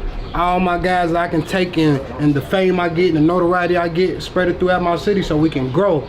I said my nigga in the jail, he had hell, he officer boxing. Yeah. I'm a rapper just like Wayne, but in the streets I'm steady mobbing. Chose the streets at school, I'd rather spend than go to college. My little bitch is CNA, she sliding Perkins in her pocket. Slide down the lane with something big and ugly, then it's rhyming. These niggas lame, don't let them you out like Mr. Crocker. My bitch keep acting up, I add another to my roster. Dreadhead, playing with that chop like he a roster.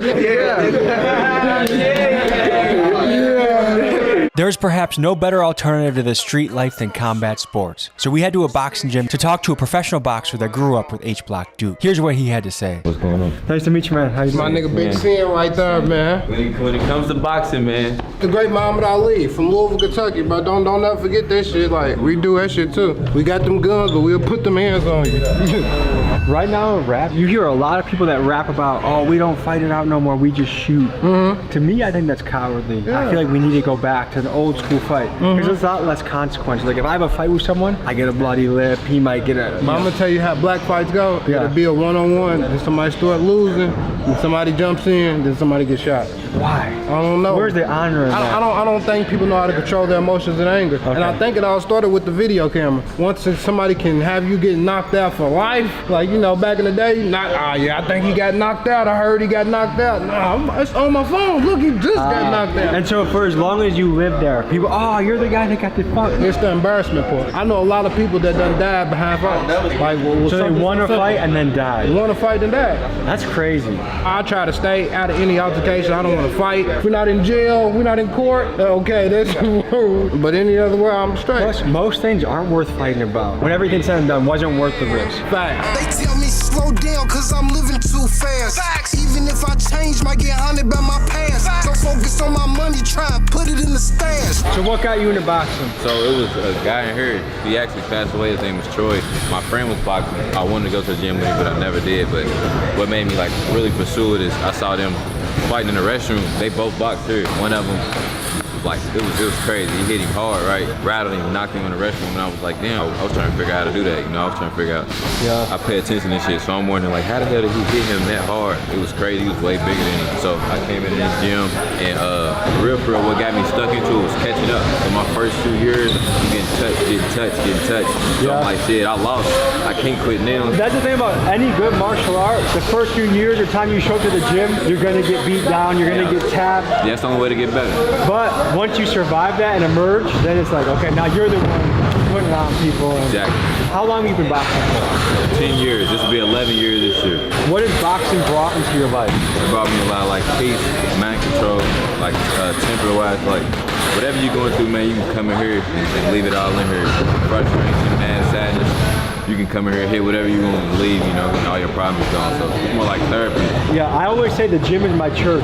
Yeah. Every time I leave that parking lot, I'm driving home, I'm relaxed. Someone cuts me off in traffic, I don't give a shit. I just feel good, you know? Yeah. What do you think boxing can bring to the youth? It'll give them a strong mental. You know, it'll keep them something to work towards every day. Cause just something that small right there, you got to do it takes a lot of focus. And just that, what he's doing. So coming in here will build a strong mentality for a young kid. H-Block, what's kept you from joining this gym?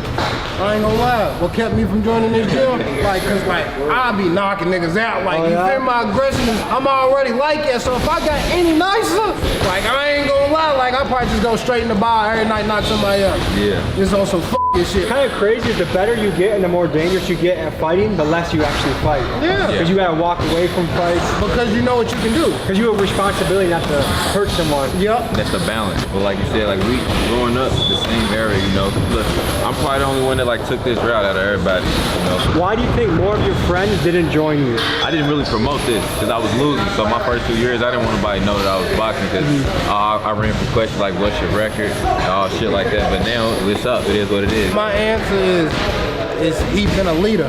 Like ever since we was young, elementary school, middle school, he has never been a follower. He always did him. Like you could tell when a person's gonna have their own path and be their own man and stand on what they want to stand on. And that's why we only hang every day because we do two totally different things, have two different paths, but we have the same type of vision and drive. And once you see somebody that you came from yay high with though, doing this, you gotta respect it. Because a lot of people, especially growing up at a young age, they're tempted to go the street route. Do you think boxing is something that can take them out of the streets and put them on a good path? Yeah. I come from the same environment, same mentality. I just gotta use it in here. You see the street and when he knocks somebody out, it comes out of him, but he knows how to conduct himself. He's a professional. What does boxing bring to the youth? It gives them a place to go after school. Most of the kids that I deal with, I work with the kids that most people don't want to work with. You know what I mean? It gives them an outlet, it gets them off the street, gets them healthy, and it gives them something to work towards. This guy came to me, he was 8 years old, he was this tall. Okay, he's 12 years old now. He's gonna be the #1 fighter in the country by the end of the year. Wow. You know what I mean? He's like my son. I mean, I love this guy. He loves me back. I mean, I was adopted, so therefore, went out in life, I was pretty successful. Wanted to come back and give back. My son started boxing, started training him in a garage. From that garage, he became a youth WBC world champion, and through that, John Hill went to school with him. And I started a lot of single parents. A lot of these guys had single parent homes. Started in my garage working with a lot of these young men. They became national champions, and we just grew the. I mean, look at the facility now. It's beautiful.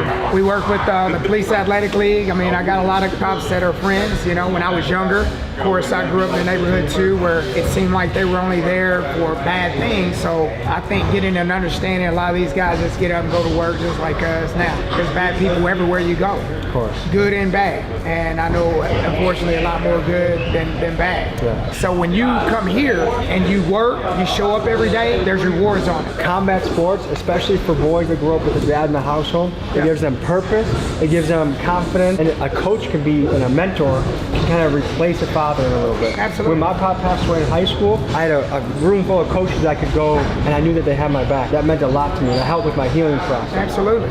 Give yourself a purpose. I mean, when you come to Louisville TKO, top-notch boxing, it's family. We're going to work hard, and you're going to win. It's going to give you a place to go after school, and we're going to be your second family. Been building champions since 2005, 2006. I'm glad that there's men like you walking this earth, so thank you for what you do. Thanks for stopping by, brother. It was a pleasure meeting you. Thank you, man. Have a good day, okay?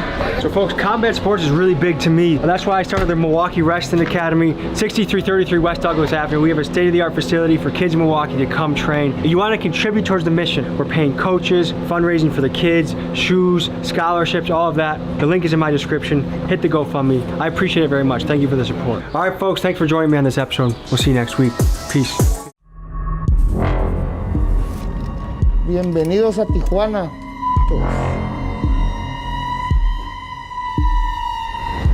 Dozens of stores, cars, buses, trucks set on fire. Chaos erupting among the public. They take off the people from the bus and they throw the gas in the bus and burning. I feel unsafe too, yeah.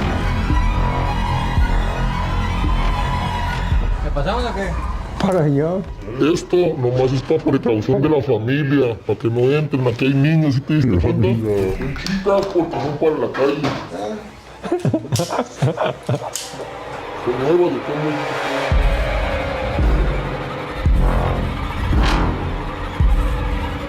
How many people around here have a gun on them? Are you more afraid of the police and the government or cartels? No. The police and the government. He passed a street fight. He got beat to death. ¿Qué pasa, mis amigos? Today, we venture into treacherous territory as we cross the border from San Diego into Mexico's infamous city of Tijuana. Affectionately known as TJ, 50 million people cross the border into Tijuana every year, making it one of the most visited cities in the world. This city has the reputation of being the place where the party goes down, where nightclubs, brothels, and bars bustle into the wee hours of the morning. But TJ also has notoriety for being one of Mexico's murder capitals. With nearly 1,900 murders occurring in 2023, Tijuana has more homicides than New Orleans, St. Louis, Detroit, Chicago, and New York combined. Que peligroso. Tijuana is scary for a few reasons. First, you have two of Mexico's most powerful cartels, Jalisco New Generation and Sinaloa, fiercely competing for territory to control the city's drug and human trafficking markets. And these cartels will not hesitate to kill police or government officials that get in their way. More than 100 people are dead or missing in Mexico's western Sinaloa state since rival factions of the Sinaloa cartel began clashing earlier this month. Also in Tijuana, you have a police force that is known to be dirty. Many of these cops are on the payrolls of cartels and will gladly kick your ass and take your money if they feel like it. Today, we venture into Zona Norte, one of TJ's most sketchy neighborhoods, where we meet with a local drug lord. Guiding us on our journey will be a couple men that previously did freelance work for the cartels. Fernando, aka El Bordo, a former smuggler, will take us across, and his friend, Cedar, who just got out of prison after serving a 13-year sentence for kidnapping, will be our taxi driver taking us around the city. Let's get moving. This Underworld drop is the best and highest quality drop we've ever done. Everything is cut and sew, custom, French terry cloth, very high quality. This ain't no cheap bullshit that's on the market right now. From the tags, to the puff print, to the other designs we got, everything is top of the line. Get yours at TommyGMiggy.com. Mi gente, vamos a Tijuana.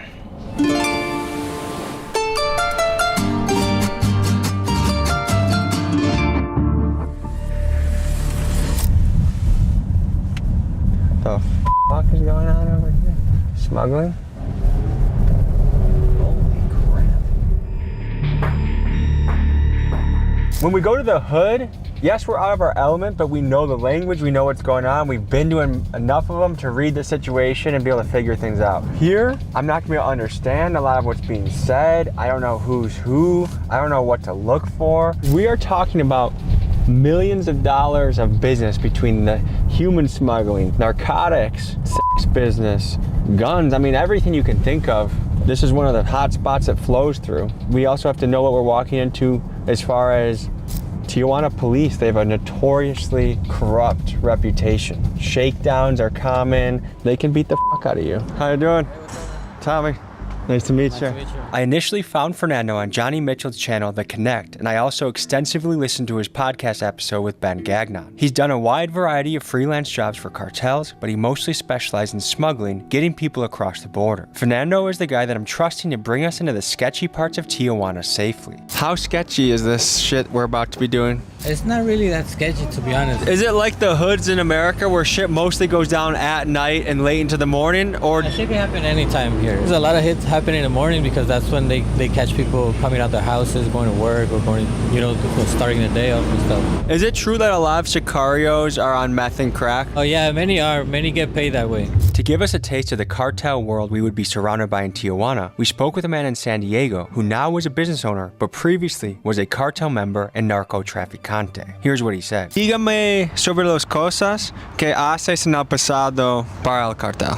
Vivíamos en una colonia, en esa colonia nos dedicábamos a lo que es a las tienditas de droga. Cuando caía neblina, lo que es los tipos de neblina, subíamos lo que son los pollos, ahí en el aeropuerto. Lo que pasa que yo tuve una infancia muy dura, entonces mis amistades desde antes eran más grandes que yo, que trabajaban para el cartel de Tijuana. Se me hizo fácil, como todo joven, empezar ese ambiente. Desde chico, a los 15 años ya vivía solo, ya tenía mis propias tiendas. Muchas amistades al lado de mí se drogaban y se pasaban enfrente de mí. Después fue creciendo. ¿En qué forma? Fui conociendo a más señores más importantes que me indicaban a querer yo guardar cosas en los carros para poder cruzarlos. Fue cuando fue incrementando el negocio. What were ways you would stash drugs in vehicles? How would you do it? Muchos manejábamos en los aire condition. Empezamos con marihuana, con poquita, pero teníamos de 5 a 6 carros diarios. Entonces a nosotros nos pagaban por guardar, cuidar y hacer el trabajo del cartel de Tijuana. How much could you make in a day when you're sending 5 or 6 cars across the border? Vendíamos la libra acá, a nosotros nos la daban a 250 y aquí la vendíamos a 300, 310. Era poco lo que ganamos los trabajadores. Dígame sobre el proceso a secuestro una persona que no paga. La verdad, sincero, nosotros nos manteníamos leales a la empresa, pero había personas que se dedicaban a eso, que era de que se robaban droga o no estaban con otro tipo de cartel. What would make you kidnap somebody?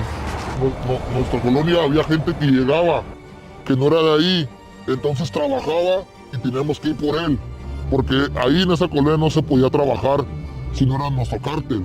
Now that you're out of the life, how much more relaxed do you feel living? It's good, bro. Estoy yendo a la iglesia, pero yo soy el mismo crazy, you know what I mean? Pero no more business, no more, porque my life is good.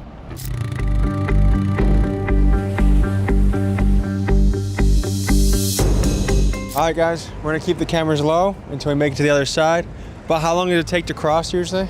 10 minutes, probably, something like that. See you guys in a few.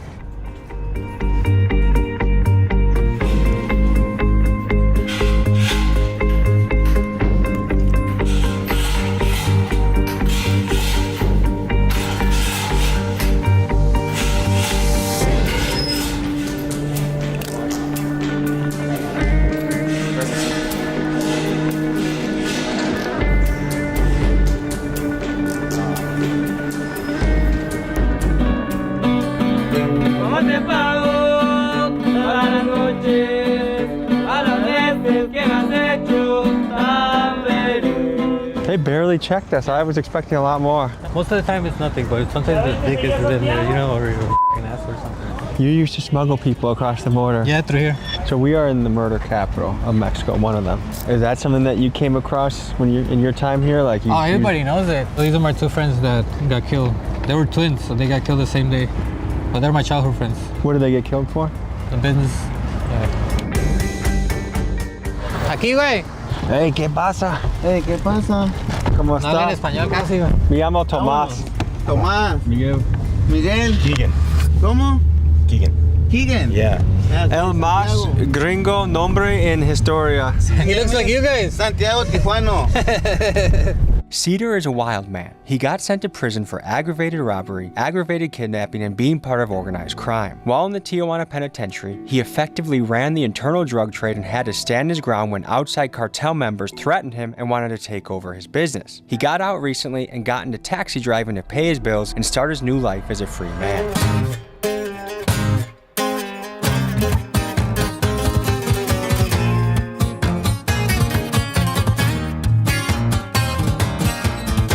Dígame sobre tú. Pues yo soy un personaje que soy de aquí de Tijuana, ¿verdad? Y yo acabo de estar en prisión, de hecho, 13 años, acabo de salir y pues aquí estoy. What did you get locked up for? Secuestro agravado, robo con violencia y asociación delictuosa. But really, he used to cross people over. Cops out here, they blame him for some other stuff. How was your time in prison? What did you do? And I heard you were the boss. No, pues en sus momentos hubo ratos malos y ratos buenos. Pues tú sabes que con dinero baila el perro, así donde estés. Escucho que tenía un PlayStation en el cárcel. Así es, PlayStation 4. No tablet, laptops, PSPs, licor, plumas de wax, celulares, todo ese tipo de movimiento que ocupa uno para estar a gusto como si estuviera en su casa. Mira, esos vayan los pepos. Esos son los que te quitan el dinero aunque seas inocente. I heard the police in Tijuana have a target on their back. Like they have a very dangerous job. They haven't been like that in a while. There was a time when they were going at them because some of them weren't taking money, but then lately they've been shooting some of them because they're stealing drugs. De aquí agarramos para allá, mira. No, no sé.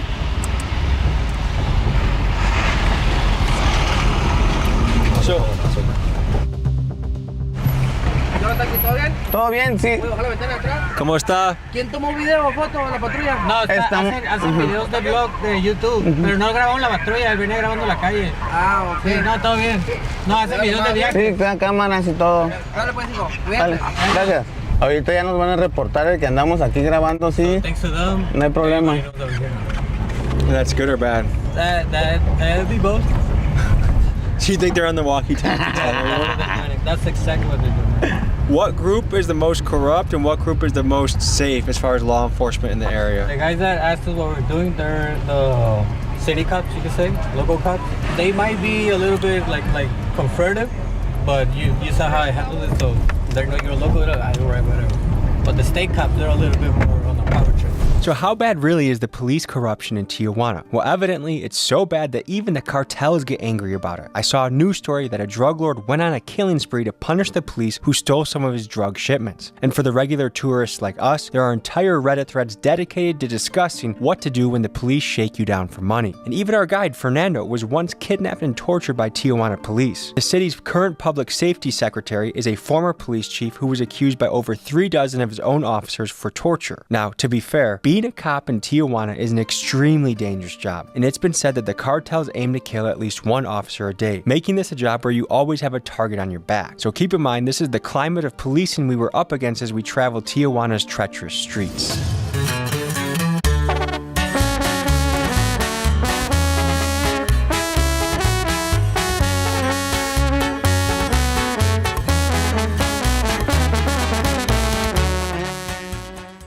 When I was young, this used to be all dirt, and eventually the government started fixing it up and everything, but they never really did a good job until a guy used to work for Don Sergio, that he passed already. He used to cross people over, and he's the one that fixed it how it is now. Don Sergio was your mentor, right? Yeah, kind of like, yeah. He's the guy that I started working with him. For, right? Yeah, I did a lot of stuff for him, and he was a really fan of helping out the community and soccer. It was for the kids, it was for the community. I mean, in the finals, we have like bands playing here for the community and stuff like that. So yeah, Don Sergio, you really put up for this. I mean, they kind of held it a little bit together, but as you can see, Oh, shit. El más fuerte gringo en Tijuana. Ay, no creo que los volvé. Oh. 16. ¿Es la Santa Muerte? La Santa Muerte. ¿Por qué? Es un regalo. Cuando tú pides algo y le prometes algo como, te salen bien las cosas, voy a ponerme otra imagen en mi cuerpo de regalo hacia ti, y si no lo haces, puede que te vaya un poco mal, pues. Did she deliver for you? Sí, pues porque estoy aquí afuera. Yeah, because I'm here, I'm out, and I'm alive. Can you tell any of the stories behind your tattoos? Ella es mi sobrina. Tenía una hermana que me la mataron y ella se hizo, pues, mis ojos. Pues, es la cara de una muchacha con la que estuve. Su cuerpo y su cara Sí, nomás que ya también la mataron, pero trae aquí en representación de mi hermana y a un hijo que tenía yo de 1 año que falleció. That's a son he lost. Un ángel. That's like an angel there. How did they pass? Mi hermana me la mataron y mi hijo cuando estaba en prisión se ahogó. Is it common for women to be involved in the game? Pues sí, la mayoría, más ellas no estaban regadas, ella nomás fue por algo así, no estoy muy enterado. He doesn't really know because he was locked up.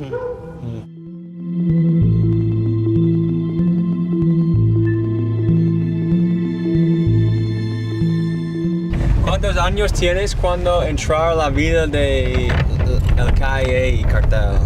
De la calle, desde los 10 años. ¿Qué tipos de trabajos haces cuando tienes 10 años? Sí, no, 10 años es pura calle. Ya de 12 a 15, pues ya es más al pasón robando gringos. Al pasón Rosón, un gringo, un pescuezazo. Para hacer una vida aquí, ¿qué es un bien salario cada mes? Yo lo que gano aquí más o menos en un día limpios, tiene que quedarme 1,500. Cuando me va bien, que es fin de semana, sí sacas de 2,500 a 3,000. How many people around here have a gun on them? Right, one too many. But is it like the hood in America where everyone has a gun, or is it more so it has to be more careful? No, let's say if we're from here and we're hanging out, we probably have the gun hidden right there. You know, and you never want it on you though. Yeah, because if government pulls up, we need to run and not get caught with anything. This was for a friend, a very loved friend from here called Peck. His name was Alejandro. He passed a street fight. He got beaten. He got beat to death?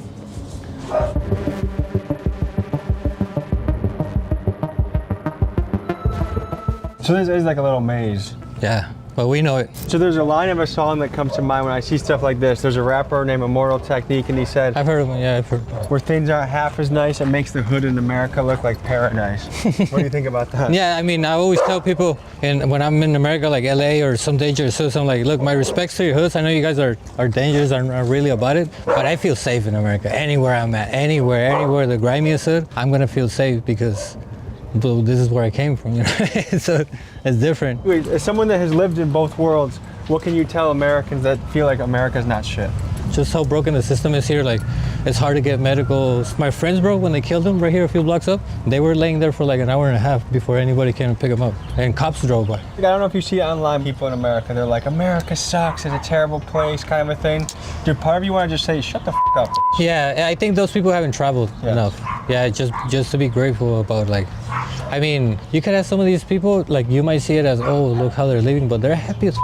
You know what I mean? They got their family, they got their little house, they got their community that loves them around them, you know. If it wasn't for the system, if it wasn't for, like, the corruption and stuff like that, it would be great. ¿Está caliente para allá arriba o qué? Para allá arriba, no, güey. You wanna go? Whatever you wanna do. Yeah, let's go.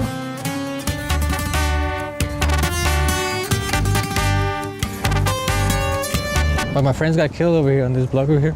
I used to roam these streets by myself with a gun, just looking for the guys. It used to be hot as f. It used to be rough, but you could tell it's nice. You see, like, as kids, you have fun here, you know? Tijuana is one of the most dangerous cities in Mexico. And the world, I think. What do you think the path forward is to make Tijuana a safer place? If there was like a really, really good cop that was actually trying to do good and actually like make their corporations not be so grimy. You've been kidnapped by the police. Mm-hmm. Tell that story.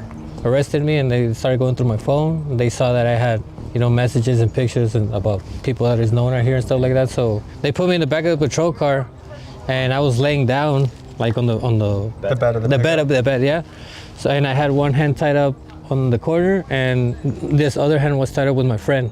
And he was like this on the other corner and we're just facing down. No, with the handcuffs, yeah. So we're rolling like this and I'm thinking at first like, oh, we're probably going to the police station.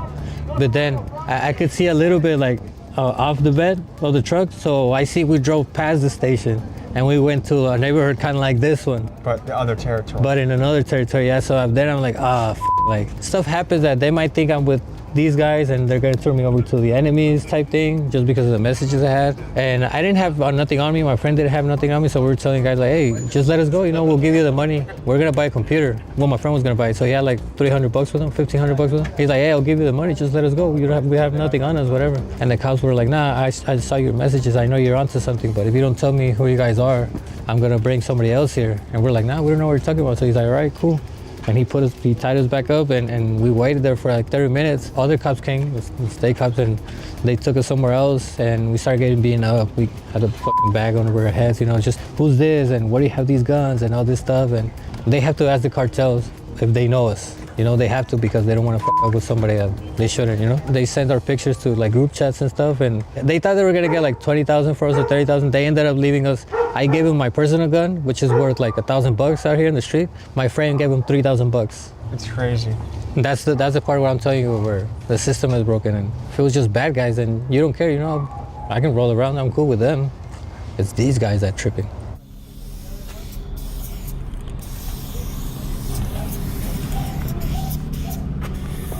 One thing I've noticed in traveling is some of the roughest places I've been have the best hospitality. I've noticed that too. Because people can empathize better, I think, with pain and struggle and shit like that. You like that outdoor dining set? Very fancy, huh? Yeah, you want to car up here? Right? So what can you tell me about this place? This is what I was telling you about, like the homeless of other places. Usually they always find a place to live and stuff because they're either helping out and stuff or, but I mean, you could see. Yeah, that's rough up here.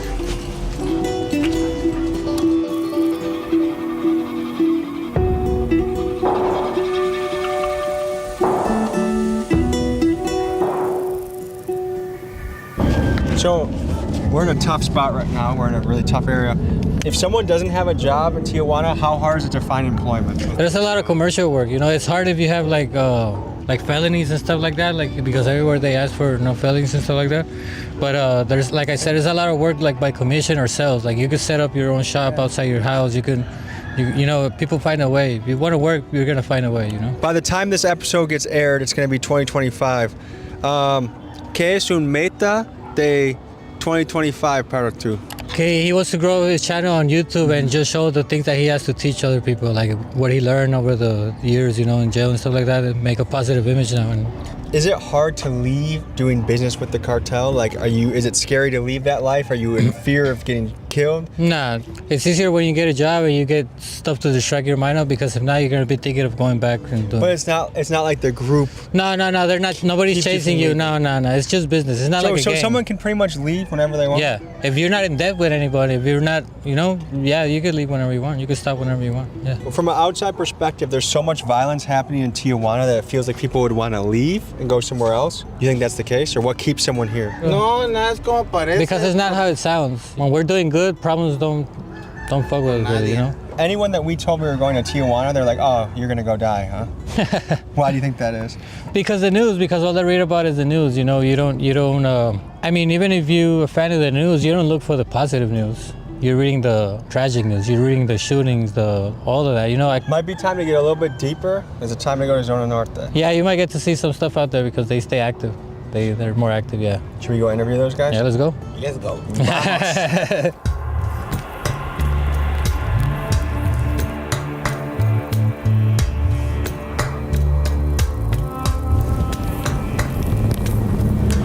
Head to the famous alley in Zona Norte that a local drug lord controls. This man, who we'll call El Patron, or the boss, must navigate a world in which cartels must be kept from taking his territory, and also he must be on high alert from police raids. Not even a couple months previous, the police raided his house and viciously beat everyone in the house, even his wife and daughters. But before we met El Patron, we walked the compound and met some of his lieutenants.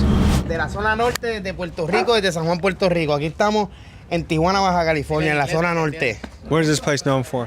I mean, this place known because you can get anything here. You can get girls for money, you can get drugs, whatever kind of drug you want for money, you can get guns, you can get whatever you think about it, you can get it here. This is the spot. Yeah, this is the spot. Okay, we are invited to climb up some ladder into a trap house. ¿Todo está abandonado? Yeah, todo está abandonado. Sí, ¿Fue nació aquí? sí. ¿Toda tu vida? Toda mi vida. ¿Qué tipo de negocio estás en? Aquí pura hierbita, padre. What kind of history can we learn about these guys? Well, that's the oldest cartel here. That's the original Tijuana cartel. So a lot of the old, like where we've been through, the old neighborhoods, there's still a lot of loyal people to them. Even though like the family is not really involved in it, it's mostly new generation people that kept the name and the brand.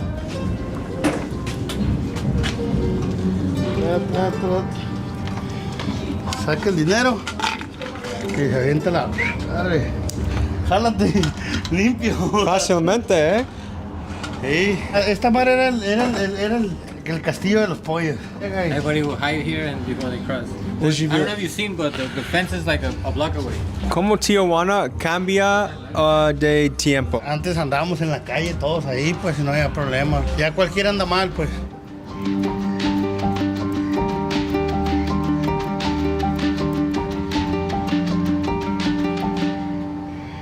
Tell me about the place that we are, what it means to you. Everything. I mean, this is the place I live. Have you always been in this business? Yeah, my father in Puerto Rico was in this business, my grandpa.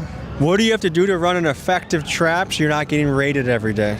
You gotta look out a lot for the cops, because cops in here, they just come to get the money. They just want the money. Corrupts. They're motherfuckers here. How has fentanyl changed the game? It's more dangerous. They will lock you up in jail for it. I was hooked up in Feni a couple of years, like 4 years. Are you more afraid of the police and the government or cartels? No. The police and the government. That's so crazy to me to hear. 100%. I am more afraid of the police. It's a rough system. Government here, like in USA, is a little bit more light. They'll take more money out of you, but it's lighter, lighter. In here, it's crazy. Estoy buscando para un trabajo y conozco que quiero trabajar. Hong Kong, ¿tú? No, you need to go to Premier. Premier es para hombres. Ajá. ¿Visitas Hong Kong? Sí. ¿Para mujeres? Sí. ¿Está divertido? Demasiado, sí. I like girls too. Yo también. Nah, nice. Are you from this area? All my life. Yeah? How has it changed over time? Everything is the same. You see cops, weird people, crazy people, normal people, that guy here. Will cops beat the shit out of a woman? And hit. And everything. It's normal here. Have you gotten beat up by a cop? Sí, for sure. ¿Para qué? Por mi teacher. ¿Cuándo ocurrido? Like 3 weeks. 3 weeks ago? Everybody, all the homies. Everyone here got their ass kicked? Yeah, little girls. Not me, I wasn't here. Wait, even kids got their ass kicked? The kid didn't get beat up, but he was standing in the corner like this, 3-year-old. While the rest of the family got beat up? Yeah. Mucha gente que yo hablo con, hey, voy a visitar Tijuana. No, muy peligroso. ¿Qué puede decir a ellos? Sí, peligroso. ¿Sí? Sí, pero necesitas llegar con gente de Tijuana y tú muy seguro, ¿verdad?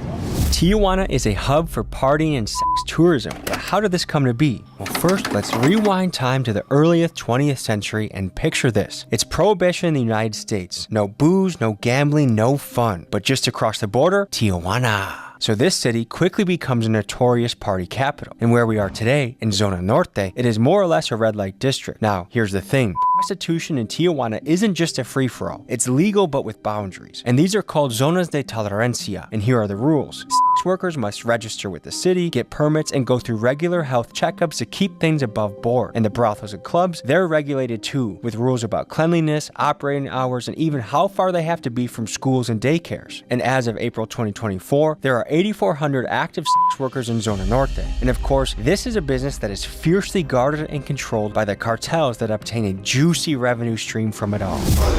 Apparently, one of the local kind of bosses of the area is here. And this is where things get oil. I'm trying not to get lulled into a false sense of security and remind myself I am in the murder capital of the world. The number one thing is the guy that can bring you into the place. And so without Fernando, there is no video today. If you want to get into some interesting shit, check out his podcast, link in the description. Click and comment Big Dog's Gotta Eat when you land on his page.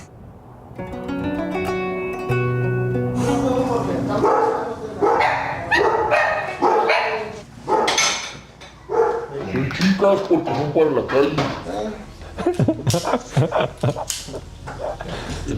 Son nuevas de todos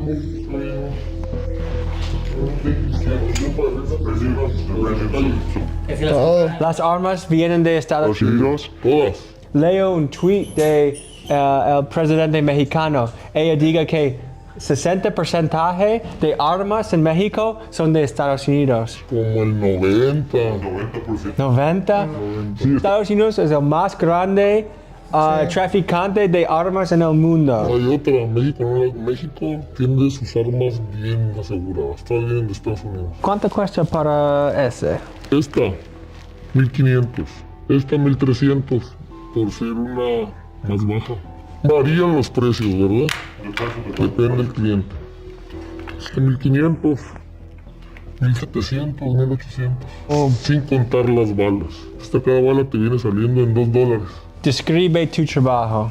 Somos gente normal. Somos gente que vive como estudiados, pero no lo estamos. Tenemos la economía de un estudiado, pero no lo somos. Pero tampoco somos violentos ni nada. Es un comercio. Si no lo hacemos nosotros, lo hace otra persona. Esto es protección. ¿Qué parte de tu negocio recibe más dinero? Las drogas, smuggling, traficante, Yo soy aquí pura marihuana. Yo soy el dueño de un cierto punto donde se vende pura marihuana. Pero ahí hay otro que vende cristal, ahí hay otro que vende fentanilo. O sea, aquí hay de todo. Yo soy pura marihuana. Cada quien tiene su gremio. Es un comercio. Cada quien se respeta su trabajo. ¿Piensas que tienes un trabajo peligroso? Sí. Describe esto. Pues es tan peligroso que tengo 4 tiros en mi cuerpo. ¿Por enemigos, policía? No, la policía, nosotros somos pura marihuana. La marihuana ya está a punto de legalizarse. Cualquiera, los policías andan sobre fentanilo, la chiva que se llama heroína, andan sobre eso porque son los que dejan las muertes. Dígame cómo fentanyl cambia el partido de drogas. El fentanilo cambió tanto a todo. Antes un globo de 50 pesos era una madrecita cuando la droga era afedrina. Ahora un globo de 50 pesos es un gramo casi de droga. Fíjate todo lo que ha cambiado. Son más adictos, pues. Tienen más con qué drogarse. Pero les dan más. Es de que es más malo, más chimuelos. Todo el chimuelo que mires es drogadicto. De esa madre.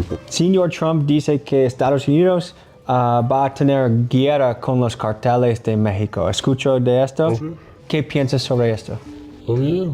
Crimen organizado que narcotráfico. El narcotraficante es el que tiene dinero, el que siembra, el que transporta, el que mueve el pueblo con la economía. Y el crimen organizado es el que se juntan 6, 7, 8 culeros con armas y van y le dicen a la señora de la tiendita, usted ya me va a pagar tanto al mes, y usted tanto y tanto, y esos güeyes se fortalecen tanto sin hacer nada. Y mucha gente confunde el narcotráfico con el crimen organizado. Donde llega un narcotraficante, la gente, ¿cómo está, señor? Sabe que va a comer, sabe que va a haber algo ahí. Cuando llega un güey del crimen organizado, la gente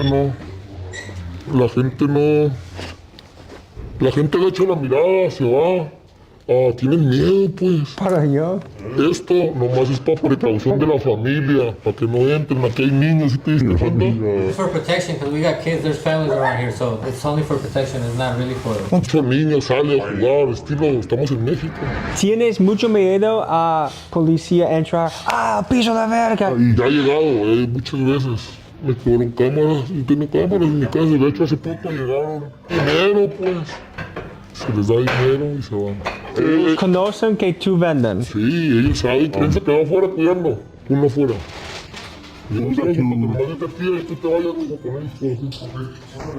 ¿Usa tu dinero y negocio a ayudar a la comunidad? Sí. Describe esto. Los días del niño, hacemos para 300, 500 niños, damos pastel, comida, los juntamos y les damos un regalo. De hecho, ahí tenemos juguetes para el 18 de diciembre, vamos a hacer una posada. It's a treasure for the kids in the neighborhood. Ábrelos, mijo.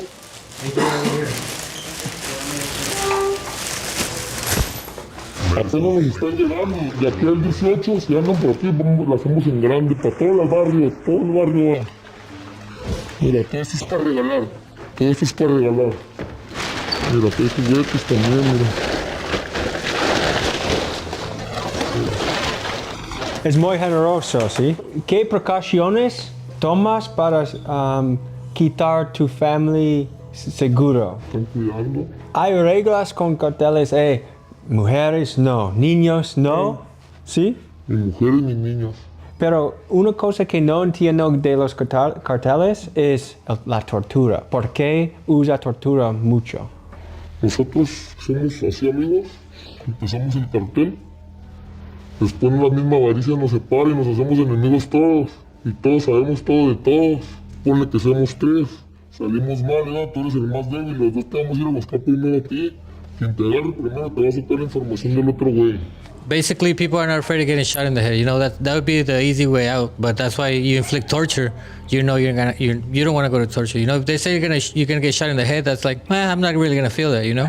¿Tienes mucho estresado durante el día o es tranquilo? Es costumbre, ya te acostumbras. De repente estás comiendo y el corazón empieza a latir, pero ¿qué haces? Es la vida. Pero con un beneficio, con un propósito siempre, Esto va a continuar, pero si yo me muero, mi hijo ya no va a ser el patrón. Esta es su manera a tus niños no seguir en la vida. No tiene herencia, aquí con nosotros no tiene herencia, mis trabajadores no se drogan, no nada. Tú tienes un parte de ciudad muy bien por negocios, ¿sí? Que con frecuencia necesitas defender tu territorio porque otros hombres quieren. Cada 2-3 años llega un güey que quiere el barrio. Como puede ser en un año un tiroteo, en una semana hay un putero. Gracias por tu hospitalidad en zona norte. Con mucho gusto, señor. Están en su casa, ya saben, del barrio. Bueno. Bienvenidos cuando quieran. Mi gente, muchas gracias para mirar. Ladies and gentlemen, I'm Tommy G. Today we're diving into the world of scamming. Everything you're about to see is purely reenactment and for educational purposes only, so you don't get scammed like people like this. What would you say if you met a scammer in real life? You're seeing a higher percentage increase. Oh, you need a pill? I used to press those. I came a long way. I won't forget my favorite custos. Now I got the fiends hooked. It's hard to say no. When they come back, they say they love the pills. I know I like those. I can't lie. The process wasn't perfect. I killed my tester. I gotta pay respects to my fiend Heather. She took my first pill and died, so a shout out to her. Today we meet one of the most famous scammers on the internet, Punchmade Dev. He's made a name for himself as one of the biggest scam rappers on the internet with songs like How to Write a Dump and Punch Anthem. On his social media platforms, he flaunts an absurd amount of money and jewelry. Today, I ask him about the most common scams people are pulling right now so that we the people can better learn how to protect ourselves from scammers like him. The goal of this documentary is twofold. First, to be aware of how scammers operate, and second, to encourage viewers to be the hero and not the villain. Not only is scamming a loser way to make money, but it also can carry a heavy penalty of up to 20 years in prison. The reenactments you are about to see are for educational purposes only. Viewer discretion is advised. I'm hitting banks, dropping checks, cooking clones, and cracking cars. Our job today is to explore the most common scams that are out there, see how we can protect you, the viewer, from it, and also meet a guy that is a true internet phenomenon and character, Punchmade Dev. We're not taking any chances with this guy. We don't know how good of a scammer he is, but I'm putting my wallet with my credit cards in the glove box. Yeah, nice to meet you, man. You look like you're out of a movie scene, dude. A character from GTA or something. I'm a f***ing 99 overall 2K player.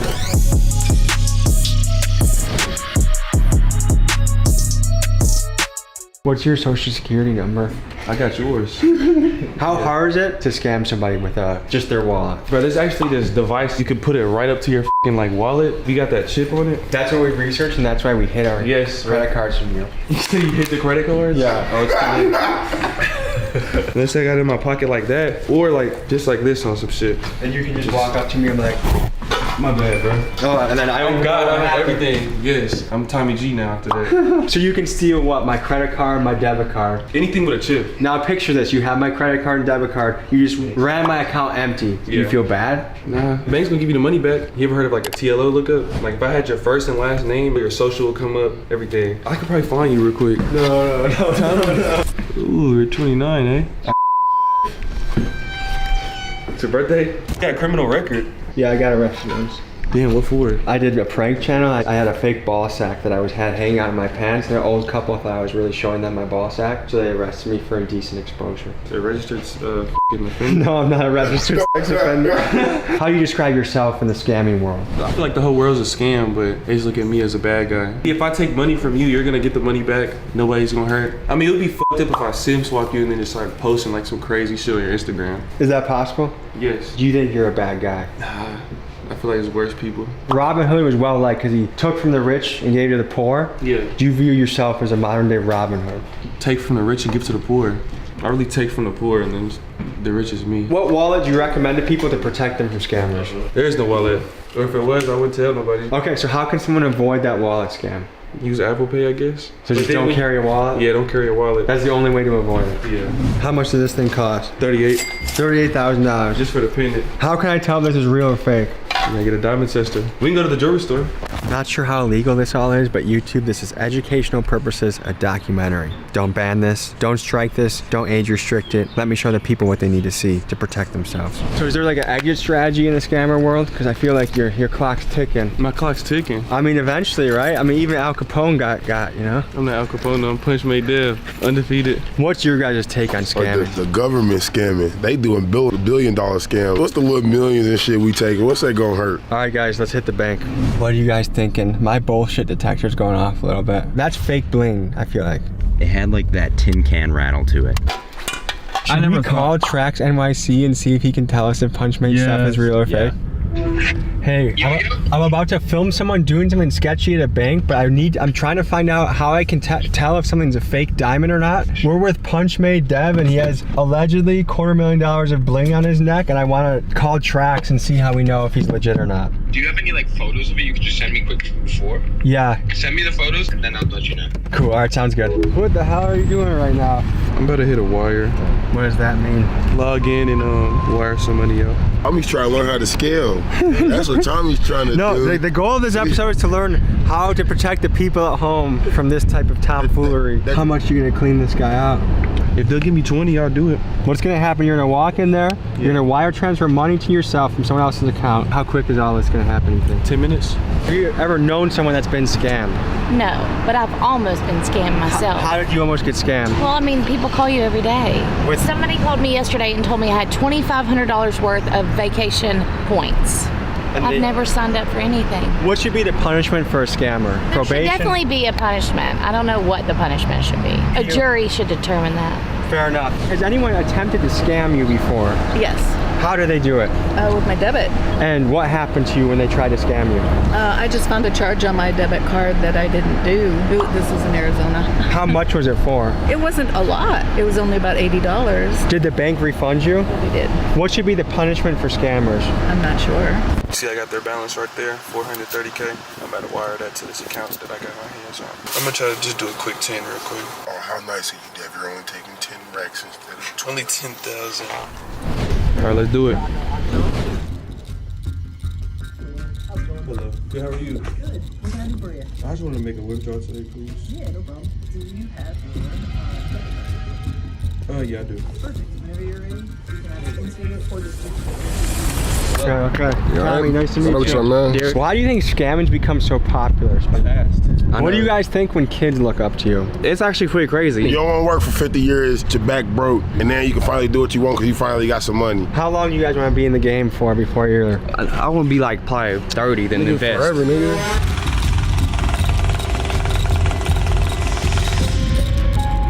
Thank you.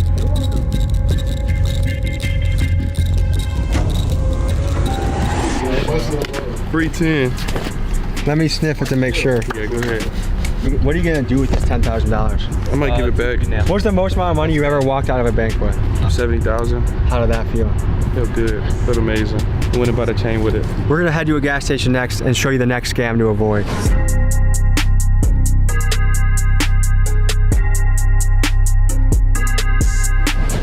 We just got a message from Mickey. They're probably real. Might be more than $250,000. What? And on his Instagram, the one with all like the MasterCards, I think I saw like a different jeweler actually post them who made them like a while ago. So yeah, it's real. Sorry, Punchmade Dev, we thought you were fake. You know who Trax NYC is?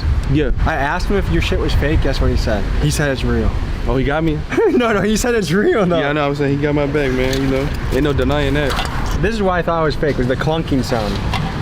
Every chain gonna sound like that. Don't sound like that. You need to be looking suspicious. I will admit that I was wrong. Plus, I know nothing about bling. So we're getting into skimmers. Yeah. And dumps. And what's a dump? So say if I wanted to write up a dump, right? I would get a track one, a 101 or a 201. So I get the information off my site. You can use the white blanks, but this one's better because it got a whole face. Like, this is the big boy one. The one right here, this is the Bluetooth one I got, but I couldn't bring it on the plane with me, so. How much does this cost? Can't be no more than like 100. And how much has this made you? It's like over 500K. So if someone says they're a certified dumper, this is what they're talking about. They could either be the person getting the dumps with the skimmer, or they could be the person writing them up using them. Say like I know somebody working at McDonald's, right? I'll give them a skimmer and they work through the drive-thru. Say somebody's buying something right now, right? They'll pay, right?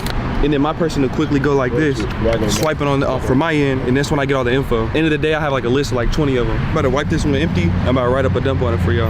Is the FBI looking into you? Because how are you not in federal prison at this point? I know what I'm doing. You got a VPN, a proxy server, RDP. And the way someone stops this is by hitting lock on their bank account, right? Yeah. So as far as scamming goes, you feel like you're NBA level scammer? Oh, I'm like LeBron of the scamming and Michael Jordan combined. Does your mother know you're a scammer? Nah, I tell her I do crypto. All right, so now I got the numbers plugged in. I'm about to run this through. So now I just wrote somebody else's info right here. How much money is on that card? This one got about like a $600 balance. Wherever y'all went, we're about to go get everything for free real quick.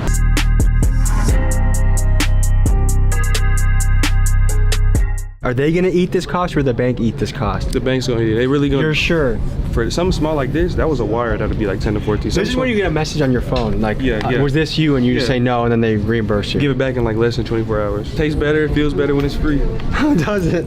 I'm gonna spend my own hard-earned money. They can spend the other guy's money. Has anyone ever tried to scam you before? Yeah, of course. In what way? How do they try and do it? Oh, I got almost scammed on a puppy thing online. You had to pay a down payment for a puppy and then there was no puppy? They were trying to with like fake pictures and then I just canceled it because I said this feels like a scam. What do you think should happen to a scammer if they get caught? I mean, there should be some sort of legal repercussion. What do you think? It's tough to say. What would you say if you met a scammer in real life? I'd probably punch him. Ooh. I don't know why we all look at you. Yeah. Well, if I get scammed in the next 24 hours, I'll be calling you guys for help, okay? Yeah, we got you back. Okay, cool, thank you. Everything's free for everybody today. What? Really? Yeah. Thank you. I would love some white owl white grape, please. Well, anything, everything's free today. Go get some. Go get your 36. That's cool. I love ma'am, that. you can put that up here. Everything's free today. I know, I said the same thing. They call him what? Punch Made Dev. Okay, who is he? Punch Made Dev, how would you describe yourself? A great person. Very caring. Also, he would describe himself as a rapper and a scammer. Oh, okay. Internet's most famous scammer. Oh, goodness. Good for him. He's doing good doing it, I guess. That touched. What we doing? The duality of man, folks. The yin and yang of life, huh? We just went into a and he came out with $10,000 cash. It works. Thank you so much. I appreciate it. It's funny how their tune changes as soon as the scammer's helping them. They don't care. Probably punch him. Which I could see why. People are complicated, you know, people are very complicated. I heard the guy that's card that is was working hard at McDonald's for 10 hours for that money. Oh yeah, he's working very hard. He's running his credit.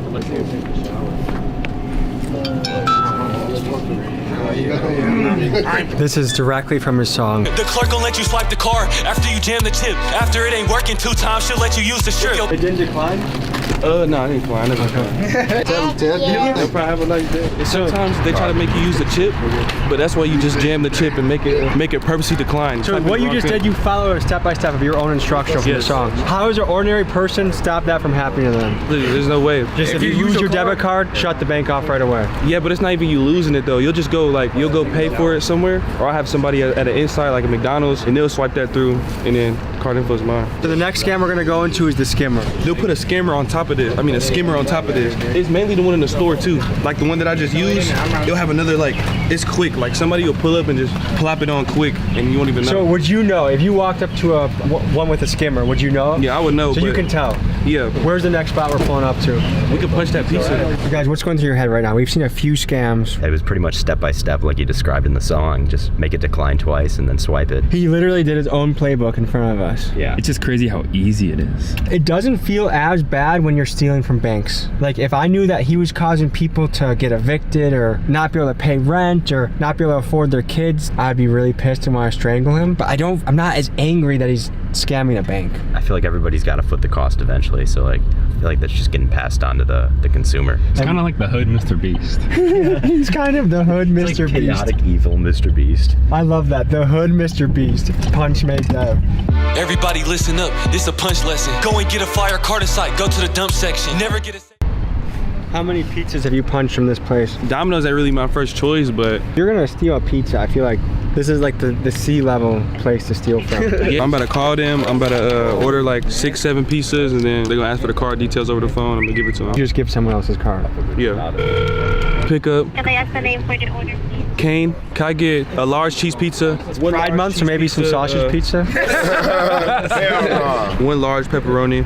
One large sausage. One large sausage. So This will be $54.09. yes, I could punch it. Yeah. The transaction is successful. So you just punched a pizza. Yeah, punched a couple pizzas for free. How can Domino's protect themselves from people like you? But they can't. They just gotta hope people like me don't want to eat there. Should we do an ATM and then pick up the pizzas? Yeah. We hit the ATM. All right, we're hitting the ATM. About to show you how to use a clone card real quick. Easy money, man. Let's get 600. Voila. It's like magic. All right, so what the hell just happened? We just pieced up a chip, took it into the ATM, and cleared that. I had my runner go in there, clear that hoe out. When we pull up in a ski mask to a bank, do you think that sets off any alarms? Yeah, but it's too late by the time we leave. Did you notice the 2 Lexington police officers in a nearby parking lot? Down the street, yeah, I seen them, yeah. They be there all the time. You just gotta know your area.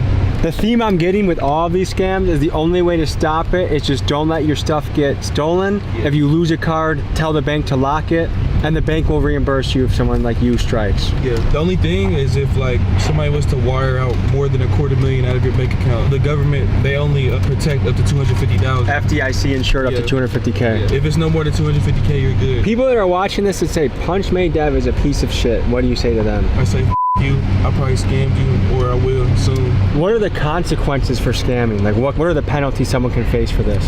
It could be a whole bunch of factors. A wire fraud is already one. I mean, you could do up to like 20 plus years. Wire fraud is a federal case, right? Yeah. So how are you not scared to let us into your world today? I know what I'm doing. Does anyone in your crew have a normal job? No. None of you guys do 9 to 5s? Hell no. Why would they? It's free money. I mean, you gotta have a way to cover it up, you know? Some of us do videos, some of us rap, some of us sell clothes. Is this your dream job? This is my dream job. How long do you plan on being in this game? Forever. It's really, I don't really. You're gonna be a grandpa scamming people? Yeah, I'm gonna be 70 years old, still walking in and out the bank. When your kids get old enough to see what you've done on the internet, what do you think you're gonna tell your kids?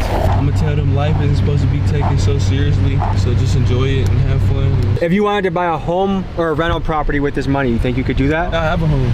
Yeah, I got a big ass crib, movie theater, everything in there. I got marble floors, 5 bedrooms upstairs. I got 2 bedrooms downstairs, a gym, movie theater upstairs, a pool in the backyard. You can see my closet right here a little bit. We got the closet you recently came out of? I just got what he said. Designer everywhere in there. Hashtag Pride Month. Our pizza's probably ready. It's time to get our pizzas. Sorry, Domino's. Have you ever encountered people scamming their way into pizzas? Yes. How do they do that? They lie. They lie about Everything. How can Domino's protect itself against scammers? We put their number in the system, block them. They pop. It's a good thing I got multiple numbers. That's how you punch a pizza. Free eats. Sorry, Domino's. It's this guy. Free pizza. What % of your food you guys actually pay for? Maybe 5%. If you guys did this to a mom and pop shop, would you feel bad? Hell no. How old are you, Dad?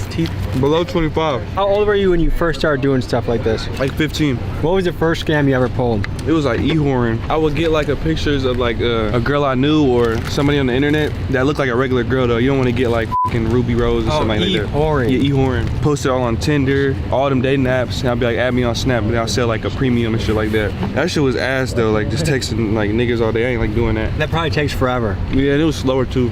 So you impersonate a decently hot chick, pretending to send exclusive Snapchats to thirsty guys out there. And I'll do meetups too. I'll be like 300 for a meetup. And people will literally drive like 3 to 4 hours away. But he wants me to tell him what car he's in so he knows like I'm actually there, the female. So he'll pull up to the fucking cul-de-sac. He was in a white Benz. So I was like, I see you in the white Benz. He was like, can I just come in and then pay you after? I was like, nah, send the money up front. It's like late at night too. And then he sent it and I told him I didn't get it. I told him send it again. He sent it again. He was like, this is my last. I'm literally going negative and I won't have any gas to get home. I swear to God. And then he sent that. And you didn't feel bad at this point? No, I rolled up the window and I yelled, it's the fucking police. And the nigga drove off.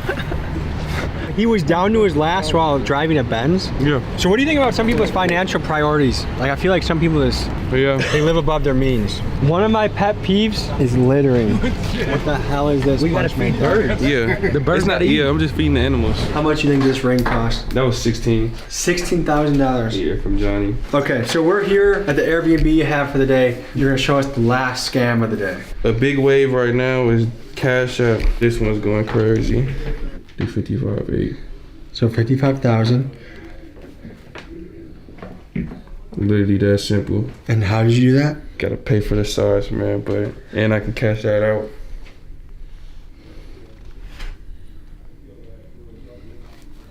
All right, I don't really know what just happened. This is what I do know. We just gave you a how-to video, how to avoid getting scammed, Yeah, right? how to avoid getting scammed, educational purposes. I encourage everybody to make money in a legitimate fashion, in a way that you can look yourself in the mirror, be proud of what you're doing. So folks, we just looked into the life of the internet's most famous scammer, Punchmade Dev.